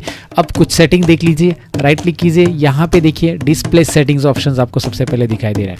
डिस्प्ले सेटिंग्स इसमें सिंपल है। डिस्प्ले सेटिंग्स में हमेशा मैं रिकमेंड करूंगा कि आपको 1080 प्रोपोर्शनल में, मतलब 16:9 प्रोपोर्शनल का जो रिजोल्यूशन रहता है ना उसमें रखो। हाँ, आपका मॉनिटर अगर वो सपोर्ट कर रहा है तो कहीं कहीं पे मॉनिटर थोड़ा सा अलग रहता है, इसलिए वो 1080 में सपोर्ट नहीं करते पुराने मॉनिटर में, लेकिन लेटेस्ट मॉनिटर में 1080 ही सपोर्ट करता है। जैसे कि ये रिजोल्यूशन मेरा वही है 1366768, मतलब 1080 के क्या है ना सीक्वेंस में है, 16:9 के सीक्वेंस में है। 16:9 में ये भी रहता है, याद रखिए 16:9 रिजोल्यूशन ये भी रहता है, और 1080 1920/1080 ये भी 16:9 में। लेकिन ये मॉनिटर सैमसंग का मेरा ये पुराना मॉनिटर है तो इसमें इतना ही सपोर्ट हो रहा है फिलहाल के लिए। तो आप देख सकते हैं इसमें 1366/768 ये रिजोल्यूशन मैंने रखा है। ओके, 100% यहाँ पे रिकमेंड मैं करूँगा। ये सेटिंग्स आपको राइट क्लिक करके मिलेगी, राइट क्लिक डिस्प्ले सेटिंग्स। ये सेटिंग्स आपको इसलिए रखनी रहती है जब आप स्क्रीन रिकॉर्डिंग कर रहे हो तो वो 16:9 में रिकॉर्डिंग आ जाता है। ओके, बेसिकली मैं रिकॉर्डिंग करता हूँ तो मेरा फुल स्क्रीन आपको दिखाई दे रहा है 16:9 रिजोल्यूशन में। दूसरा है कि पर्सनलाइज सेटिंग्स, इसमें कुछ बेसिक सेटिंग्स रहती है जो शायद आपको पता रहेगी, पता है तो आगे मतलब फॉरवर्ड कीजिए वीडियो को फटाफट। जैसे कि यहाँ पे आपको बताया कि आप बैकग्राउंड बदल सकते हैं, राइट। यहाँ से आप बैकग्राउंड जो चाहिए वो यहाँ पे रख सकते हैं। डेस्कटॉप का बैकग्राउंड आपको बदलना है, या फिर ब्राउज करके आप अपना खुद का पिक्चर यहाँ पे रख सकते हैं। कोई भी फोटो आपके पास है वो आप रख सकते हैं। ब्राउज कीजिए, फोटो सिलेक्ट कीजिए, दैट्स इट, वो डेस्कटॉप के बैकग्राउंड में आएगा। बेसिक चीज़ है, right. I don't want to explain it, right, वो आपको पता होनी चाहिए। यहाँ पे कलर्स भी बदल सकते हैं, जैसे ये थीम का कलर है तो आप डार्क लाइट रखना चाहते हैं, ये ऑप्शंस पे क्लिक करके बस क्या बोलते हैं ना, इसे चेक कीजिए किस तरह से ये ऑप्शंस मिल रहे हैं। यहाँ पे आपको रिजल्ट मिलते जाएगा, प्रीव्यू दिखाई देगा। कलर्स आप चेक कर सकते हैं, चेंज कर सकते हैं। लॉक स्क्रीन कैसे डिस्प्ले होनी चाहिए, जैसे लॉक होता है, जैसे विंडोज स्टार्ट करते हैं, मतलब आपने पासवर्ड दिया रहेगा तो विंडोज चालू करती है, लॉक स्क्रीन आती है, तो वो कैसे दिखनी चाहिए इस तरह से। या फिर इसके लिए यहाँ पे है देखिए पिक्चर ऑप्शन के साथ चाहिए तो ऐसा पिक्चर आएगा, जो आपका बैकग्राउंड का पिक्चर है वही दिखाई देगा। या फिर पिक्चर बदल सकते हैं, आप खुद का भी लॉक स्क्रीन पे पिक्चर रख सकते हैं, और स्लाइड शो भी यहाँ पे रख सकते हैं। तो ये सारे ऑप्शन है ना, क्लिक करके आपको देखने की जरूरत है। स्क्रीन टाइम आउट क्या रहेगा, स्क्रीन सेवर सेटिंग्स कैसी होती है। स्क्रीन सेवर मतलब जब आप स्क्रीन पे काम नहीं कर रहे तो स्क्रीन सेवर घूमते रहेगा सामने, तो उसके लिए भी यहाँ पे स्क्रीन सेवर आता है, राइट। स्क्रीन सेवर में जाओ, ये पुराने कंप्यूटर में भी रहा करता था। जैसे आप चाहते बबल्स, तो ये देखिए बबल्स, ये प्रीव्यू करके मैं आपको दिखाना चाहूँगा प्रीव्यू। लेकिन आपने माउस अगर हिलाया तो शायद रिकॉर्डिंग में आता होगा, माउस अगर हिलाया तो वो चला जाएगा, राइट।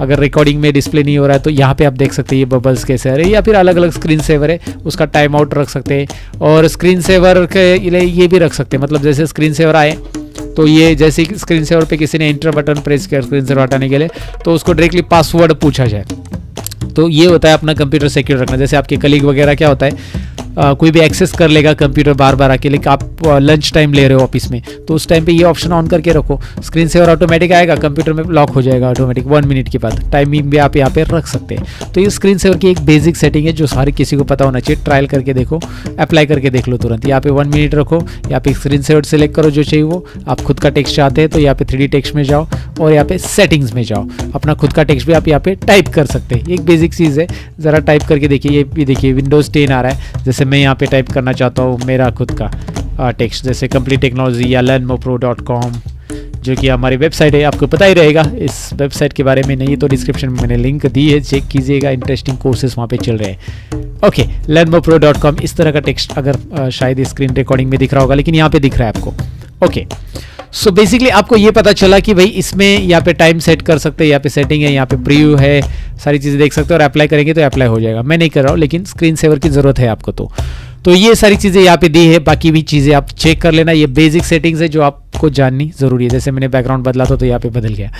अब यहाँ पे और कुछ चीज़ें जैसे कि कंट्रोल पैनल सेटिंग, तो मैं यहाँ पे कंट्रोल टाइप कर रहा हूँ रन में। देखिए मैंने टाइप किया है स्टार्ट रन कंट्रोल। अब हम कंट्रोल करेंगे, इस कंट्रोल के जरिए हम हमारे कंप्यूटर को कंट्रोल कर सकते हैं। अब इसमें ढेर सारी सेटिंग्स है जो कि एक वीडियो में मैं नहीं बता पाऊंगा, लेकिन मतलब अभी इस वीडियो के लिए मैंने हार्डवेयर के लिए स्पेशली रखा है। तो हार्डवेयर की जो इंपॉर्टेंट सेटिंग्स है उससे रिलेटेड मैं अभी बता रहा हूँ। लेकिन अगर आपका रिकमेंडेशन है, आप कमेंट मुझे ज़रूर लिखिए कि सर हम BitLocker के बारे में या बाकी सारी चीज़ों के बारे में डिटेल में जानना चाहते हैं, तो मैं हर एक के ऊपर वीडियो बनाऊँगा। राइट, मुझे कुछ प्रॉब्लम नहीं है, इसके रिलेटेड मैं वीडियो बनाऊंगा ज़रूर। फिलहाल आप यहाँ पे देख सकते हैं, मैं आपको जो बताने वाला वो है प्रोग्राम एंड फीचर्स। ये ऑप्शन दोबारा दिखाता हूँ, मैं फोकस करके बताता हूँ कि आपके पास ये ऐसा व्यू नहीं आया ना, तो ऊपर यहाँ पे राइट कॉर्नर में ज़रा ध्यान दीजिए। ये देखिए large icons, right, large icons यहाँ पे दिखाई दे रहा है। ये लार्ज आइकॉन्स मैंने रखा है। अगर आपके यहाँ पे कैटेगरी सिलेक्टेड है तो आपका कुछ ऐसा व्यू आएगा। ये देखिए, तो यहाँ पे क्लिक कीजिए और लार्ज आइकॉन्स, ये देखिए लार्ज आइकॉन, स्मॉल आइकॉन भी रख सकते हैं आप। यहाँ पे आना है, प्रोग्राम्स एंड फीचर्स पे क्लिक करना है। ये क्या बताता है, क्लिक करो। ये बता रहा है कि आपके कंप्यूटर में कौन कौन से सॉफ्टवेयर इंस्टॉल है। इतने सारे सॉफ्टवेयर इंस्टॉल है, जो अनइंस्टॉल करना है उसे सिलेक्ट कीजिए। मुझे जो अनइंस्टॉल करना है, मुझे XAMPP सर्वर अनइंस्टॉल करना है। यहाँ पे मैं क्लिक करके अनइंस्टॉल करूँगा। राइट, इस पर क्लिक करके आप अनइंस्टॉल, ये XAMPP सर्वर PHP वगैरह के लिए होता है, कोडिंग के लिए। ओके, तो ठीक है, ये आपको डेफिनेटली यहाँ पे समझ में आएगा कि अनइंस्टॉल करना बहुत ईजी। और इंस्टॉल करना कैसे, मैंने आपको ड्राइवर जैसे इंस्टॉल करना बताया वैसे इंस्टॉल करना होता है। इंस्टॉल करना कोई डिफिकल्ट नहीं है, बहुत ईजी होता है दोस्तों। डबल क्लिक करके इंस्टॉल करो कोई भी सॉफ्टवेयर, दैट्स इट। और आजकल बस इजी मेथड है सब सॉफ्टवेयर के। MSI फाइल आती है। MSI फाइल क्या होती है, इसके ऊपर मैंने ऑलरेडी कंप्लीट टेक्नोलॉजी चैनल पर वीडियो बनाया है दोस्तों, देख लेना। और यहाँ पे ये है प्रोग्राम एंड फीचर्स के बाद आपको मैं और चीज़ दिखाना चाहूँगा। ये है यूज़र अकाउंट। जो इंपॉर्टेंट सेटिंग्स है वो हम देख रहे हैं अभी फिलहाल। यूज़र अकाउंट जो आपको पता होना चाहिए, जो कि आपके कंप्यूटर में आपका यूज़र अभी लॉगिन है। जैसे मेरा यूज़र लॉगिन है, लर्न मोड दिखाई दे रहा है, मेरा फोटो भी आ रहा है, क्या बात है। ओके, सो यहाँ पे मैं करना चाहता हूँ suppose change your account, account type change करना है, अकाउंट नेम चेंज करना है, या फिर मैनेज अनदर अकाउंट करना है। जो भी चेंजेस करने मैं यहाँ पे क्लिक करूँगा। मुझे फोटो बदलना है, सारी चीज़ें यहाँ पे अवेलेबल रहती है। मुझे पासवर्ड बदलना है, सारी चीज़ें इस सेटिंग में जाकर आप यहाँ पे कर सकते हैं। मैं फिलहाल एक और अकाउंट बना के दिखाना चाहूँगा आपको, क्योंकि यहाँ पे तो ये नाम बदलना वगैरह यहाँ पे सामने क्लिक किया तो मिल जाएगा आपको। बस मैनेज अनदर अकाउंट में जाओ और यहाँ पे add new user PC settings, यहाँ पे क्लिक करना है। देखिए आप Windows 7 अगर यूज़ कर रहे हो ना, तो वहाँ पे इस तरह का इंटरफेस नहीं आएगा, थोड़ा सा अलग इंटरफेस आएगा। Windows 7 यूज़ कर रहे हो तो कोई बात नहीं। Windows 7 जब आप यूज़ करो तो वहाँ पे आप जैसे क्लिक करोगे, क्रिएट न्यू अकाउंट आएगा, नाम दे दो और अकाउंट तैयार होगा। सामने सामने इंटरफेस आता है। यहाँ पे वैसे ही Windows 10 के अंदर थोड़ी सी चीज़ें अलग होती है। ये Windows 10 में मैं रिकॉर्डिंग कर रहा हूँ, तो यहाँ पे अलग क्या है कि यहाँ पे आपको फैमिली मेंबर ऐड करने के लिए ऑप्शन आता है, और यहाँ पे ऐड समवन एल्स। इसमें क्या होता है कि फैमिली मेंबर जब ऐड करते हो आप, कोई बच्चे का अकाउंट वगैरह ऐड करते हो, तो वहाँ पे पर्टिकुलर कुछ चीज़ें आप सेट कर सकते हैं। देखिए यहाँ पे you can help kids to stay safe with appropriate websites को आप यहाँ पे time limits, apps and games को लॉक अनलॉक यहाँ पे करने के फीचर्स रहते हैं। इसके बारे में मैंने ऑलरेडी एक वीडियो बनाया था, पेरेंटल कंट्रोल कैसे डाला जाता है, चाइल्ड पेरेंटल कंट्रोल, वो वेब अपने चैनल के ऊपर अवेलेबल है, वो जरूर देख लेना। मैं आपको आई बटन पे लिंक देता हूँ, डिस्क्रिप्शन में भी लिंक देता हूँ। पेरेंटल कंट्रोल हम कैसे अप्लाई करके कर सकते हैं। फिलहाल ये देखिए ऐड फैमिली मेंबर पे मैं क्लिक कर रहा हूँ। ऐड फैमिली मेंबर पे क्लिक करने के बाद यहाँ पे आपके सामने जस्ट अ मोमेंट, और यहाँ पे आपको क्या करना है, उनका email ID create one for child account यहाँ पे दिया भी है कि आपका माइक्रोसॉफ्ट अकाउंट है तो यहाँ पे डालो उनका। माइक्रोसॉफ्ट अकाउंट नहीं है तो क्रिएट वन फॉर चाइल्ड यहाँ पे क्लिक करो और माइक्रोसॉफ्ट अकाउंट तैयार कर लो। और माइक्रोसॉफ्ट अकाउंट तैयार करके डायरेक्टली फिर वहाँ पे अकाउंट तैयार होगा उनका नया एक अकाउंट। तो आप ऐसे अकाउंट भी तैयार कर सकते हैं। बेसिकली आपको ये डेफिनेटली समझा होगा। और अकाउंट तैयार होने के बाद वहाँ पे फैमिली सेफ्टी के लिए आपको मतलब पेरेंटल कंट्रोल ऑप्शन आता है। तो ये तो विंडोज 10 के अंदर अकाउंट कैसे तैयार करना मैंने आपको बताया, लेकिन विंडोज 7 के अंदर आप चाहते हैं कि यूजर अकाउंट कैसे बनाना और पेरेंटल कंट्रोल कैसे लगाया जाता है प्रैक्टिकली देखना चाहते हैं, तो मैंने उसके ऊपर ऑलरेडी वीडियो बनाया था जो मैं आपको यहाँ पे भी दिखा रहा हूँ। दोस्तों, अगर आपके कंप्यूटर्स में मल्टीपल यूजर है, जैसे कि यहाँ पे कंट्रोल पैनल से आप यूजर अकाउंट तैयार करते हैं, मैं आपको दिखा देता हूँ मल्टीपल यूजर क्रिएट कैसे करते हैं। कंट्रोल पैनल में जाते हैं हम। यहाँ पे शायद आप हार्डवेयर से वाकिफ हो या कंट्रोल पैनल से वाकिफ हो तो आपको आता होगा कि भाई कंट्रोल पैनल से हम लोग किस तरह से यूजर अकाउंट से यूजर बनाते हैं। तो यहाँ पे मल्टीपल यूजर है, यहाँ पे यूजर अकाउंट में जाइए। यूजर अकाउंट में manage another account, manage another account में हम लोग नए यूजर तैयार कर सकते हैं। यहाँ पे आ रहा है क्रिएट न्यू अकाउंट। अब मेरे पास पहले से एक यूजर है, यहाँ पे दिख रहा है आपको प्रिया नाम करके, ये मेरे कंप्यूटर का यूजर एडमिनिस्ट्रेटर। और यहाँ पे मैं कर रहा हूँ create new account. Create new account पे यहाँ पे मैं क्लिक कर रहा हूँ और एक नया यूजर यहाँ पे बना रहा हूँ। अब ये नया यूजर यहाँ पे दिखाई दे रहा है स्टैंडर्ड यूजर करके, मैं इसे बना रहा हूँ। और यहाँ पे मैं नाम दूंगा इसको, सपोज मैं नाम दे रहा हूँ यहाँ पे एबीसी अकाउंट। यहाँ पे मैं क्रिएट कर रहा हूँ और यहाँ पे क्रिएट अकाउंट पे मैं यहाँ पे क्लिक कर दूंगा। तो आपको दिखाई दे रहा है ये अकाउंट यहाँ पे क्रिएट हो चुका है, यहाँ पे दिखाई दे रहा है क्लियरली। यहाँ पे आपको ये अकाउंट बन के मिल गया है। अब मैं इसे पेरेंटल कंट्रोल सेटअप करना सिखाने वाला हूं दोस्तों। अब ये पेरेंटल कंट्रोल क्या होता है इसके बारे में पहले मैं बता देता हूं। अगर आप पेरेंट्स हो, आप एडमिनिस्ट्रेटर के राइट से आपके पास ये एडमिनिस्ट्रेटर अकाउंट आपका है और आपने ये जो अकाउंट बनाया है, आपके घर में जो भी चाइल्ड है या आपका कोई छोटा भाई है, उसके लिए आपने ये अकाउंट बनाया सेकेंडरी, तो उसको आपको कुछ चीजें रेस्ट्रिक्ट करनी है। जैसे कि वो हमेशा कंप्यूटर लॉगिन करके बैठा रहता है, गेम खेलते रहता है, तो गेम्स रेस्ट्रिक्ट करना है, कोई एप्लीकेशन रेस्ट्रिक्ट करना है या फिर टाइम रेस्ट्रिक्शन भी देना है। तो ये आप कैसे कर पाएंगे ये पेरेंटल कंट्रोल की मदद से, ये आज हम सीखने वाले। तो चलिए सीखते हैं पेरेंटल कंट्रोल। तो यहाँ पे पेरेंटल कंट्रोल ऑप्शन आ ही जाता है जैसे आप अकाउंट तैयार करते हैं और उसको सिलेक्ट कर लेते हैं। अकाउंट कैसे तैयार करना मैंने बता दिया है, आप सब जानते भी होंगे शायद। तो सेटअप ऑफ पेरेंटल कंट्रोल पे यहाँ पे मैं क्लिक करूंगा और जैसे मैं इस पे क्लिक करूंगा आपको यहाँ पे पेरेंटल कंट्रोल के लिए ये अकाउंट आ जाएंगे। इसमें मैं सिलेक्ट करूंगा एबीसी अकाउंट जिसपे मैं पेरेंटल कंट्रोल सेट करना चाहता हूँ। जाहिर सी बात है ये मेरा एडमिनिस्ट्रेटर अकाउंट है तो इसको मैं पेरेंटल कंट्रोल नहीं सेट करना चाहता हूँ, एबीसी को सेट करना चाहता हूँ। तो एबीसी को पेरेंटल कंट्रोल यहाँ पे मैं सेट करूंगा। तो एबीसी पे आपको क्लिक करना होगा पेरेंटल कंट्रोल यहाँ पे सेट करने के लिए। यहाँ पे आपको दिखाई दे रहा है setup how ABC will use the computer. आप सेटअप कर सकते हैं कि एबीसी किस तरह से कंप्यूटर यूज करना है, एबीसी को क्या सेटअप देना है आपको। तो यहाँ पे सबसे पहले आपको क्लिक करना होगा, यहाँ पे आपको दिख रहा है ऑन इन्फोस करंट सेटिंग्स, तो मैं इस पे क्लिक कर रहा हूँ और जैसे मैं क्लिक कर रहा हूँ यहाँ पे आपको विंडोज की 3 सेटिंग्स आ रही है, time limits, games, allow and block specific programs. तो मैं यहाँ पे आपको सबसे पहले दिखा देता हूँ कि टाइम लिमिट्स कैसे करना है। तो चलिए टाइम लिमिट्स पे मैं यहाँ पे क्लिक कर देता हूँ। टाइम लिमिट्स पे क्लिक करने के बाद आपको दिखाई दे रहा है यहाँ पे पूरे वीकडेज मंडे टू संडे आ रहा है पूरा पूरा, यहाँ पे पूरे हावर्स भी आ रहे हैं 24 हावर्स। और इसमें आपको दिख रहा है कि अलाउ मतलब क्या करना है, अलाउ यानी व्हाइट रखेंगे तो अलाउ, ब्लॉक करना है तो ब्लू करेंगे। तो ब्लू करेंगे कैसे, ब्लू तो बस ऐसा टिक एंड ड्रैग करना है जैसे वो सीट बुकिंग का वीडियो मैंने बनाया था एक्सेल में, वैसे ही करना है यहाँ पे दोस्तों। बस मैं यहाँ पे ड्रैग कर रहा हूँ और आपको दिखाई दे रहा है अभी आपको कौन से हाउस में उनको कंप्यूटर लॉग इन करना अलाउ करना है वो आप यहाँ पे रख सकते हैं और बाकी सब ब्लॉक कर दीजिए। जैसे कि उनका ऑफ टाइम रहता है, उनको ये 2 घंटा ही कंप्यूटर में बैठने के लिए अलाउ करना है। तो जैसे ही कंप्यूटर में बैठेंगे 11 से 1 के बीच में, आफ्टरनून में 11 से 1 के बीच में बैठेंगे तो यहाँ पे उनको लॉग इन करने के लिए अलाउ होगा। और अगर शाम को 6 बजे 5 बजे कोई भी टाइम इसके अलावा कहीं पे भी वो लॉग इन करने चाहेंगे तो उनको मैसेज आएगा कि टाइम रेस्ट्रिक्शन है, आप ये लॉग इन नहीं कर सकते, प्रिवेंट इस टाइम पे आपको प्रिवेंट किया गया, रोका गया है लॉग इन। तो ये ओके कर दीजिए और आप इसे लॉग इन करके चेक कर सकते हैं। फिलहाल मैं यहाँ पे लॉगअप नहीं कर पाऊंगा इस वीडियो में, क्योंकि मैं जैसे लॉगअप कर लेता हूँ मेरा वीडियो रिकॉर्डिंग स्टॉप हो जाता है। सो उसके बाद मैं आपको वीडियो नहीं दिखा सकता हूँ। तो इसलिए आप इसे क्या कीजिए, अभी ओके करके चेक कीजिए, डायरेक्टली इसको लॉगअप कीजिए। जो एडमिन यूजर है यहाँ से आप इसे लॉगअप कर सकते हैं। एडमिन यूजर को, और लॉग ऑफ करेंगे तो आपको दूसरा यूजर मिलेगा साथ में, और उसको या स्विच यूजर भी कीजिए। तो आप चेक कीजिए, अगर वो टाइमिंग में आप लॉगिन नहीं करेंगे तो वो लॉगिन होने वाला नहीं है। यहाँ पे डेट एंड टाइम है, चेंज करके भी आप देख सकते हैं। Directly date and time change कर कीजिए आपकी सिस्टम का डेट एंड टाइम सही रहना बहुत जरूरी है, तभी वो टाइम लिमिट्स आपका काम करेगा। नहीं तो आपका सिस्टम का डेट एंड टाइम कुछ अलग है तो वो काम करने वाला नहीं प्रॉपरली। तो इसके लिए आप यहाँ पे टाइम चेक कीजिए। इस टाइम में आप अभी लॉगिन नहीं कर पाएंगे क्योंकि हमने उसे 11 से 1 के बीच में रखा है। तो क्लियर है आपको ये कैसे टाइम लिमिट सेट करना है। तो चलिए, यूजर को टाइम लिमिट सेट करना तो आपने सीख, लेकिन अभी वो बच्चे हैं और गेम्स खेलते हैं, तो उसके लिए आप गेम्स रेस्ट्रिक्शन भी कर सकते हैं। तो आप पेरेंट्स हैं तो आपके लिए काफी यूजफुल है ये।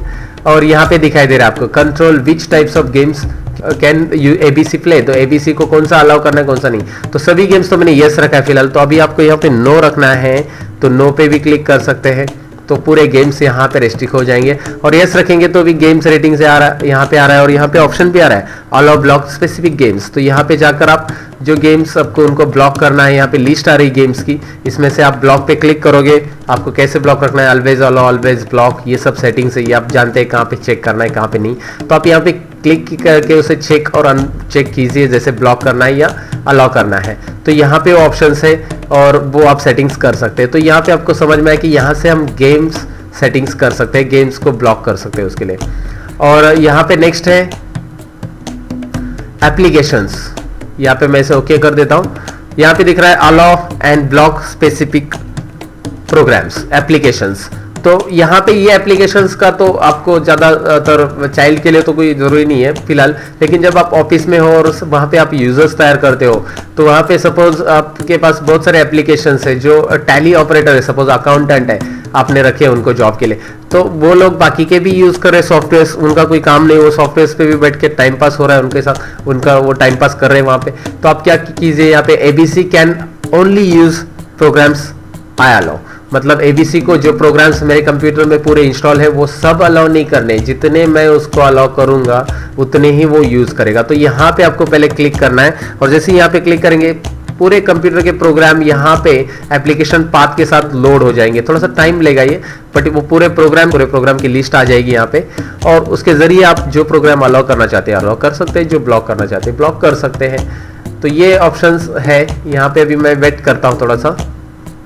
यहाँ पे दिख रहा है आपको पूरे प्रोग्राम्स अभी मेरे लोड हो चुके हैं, सभी के सभी जो इंस्टॉल प्रोग्राम है उसके सब लोकेशंस यहाँ पे है।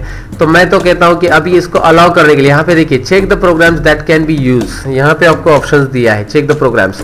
तो आप चेक ऑल कीजिए, इसलिए क्लिक करना है चेक ऑल, क्योंकि सभी प्रोग्राम्स यहाँ पे पहले रन कीजिए, और जो प्रोग्राम को अलाउ नहीं करना है उसको ही आप यहाँ पे अनचेक कीजिए, जिसको टैली अलाउ नहीं करना है, जिसको फोटोशॉप अलाउ नहीं करना है, बहुत सारे प्रोग्राम है इसमें।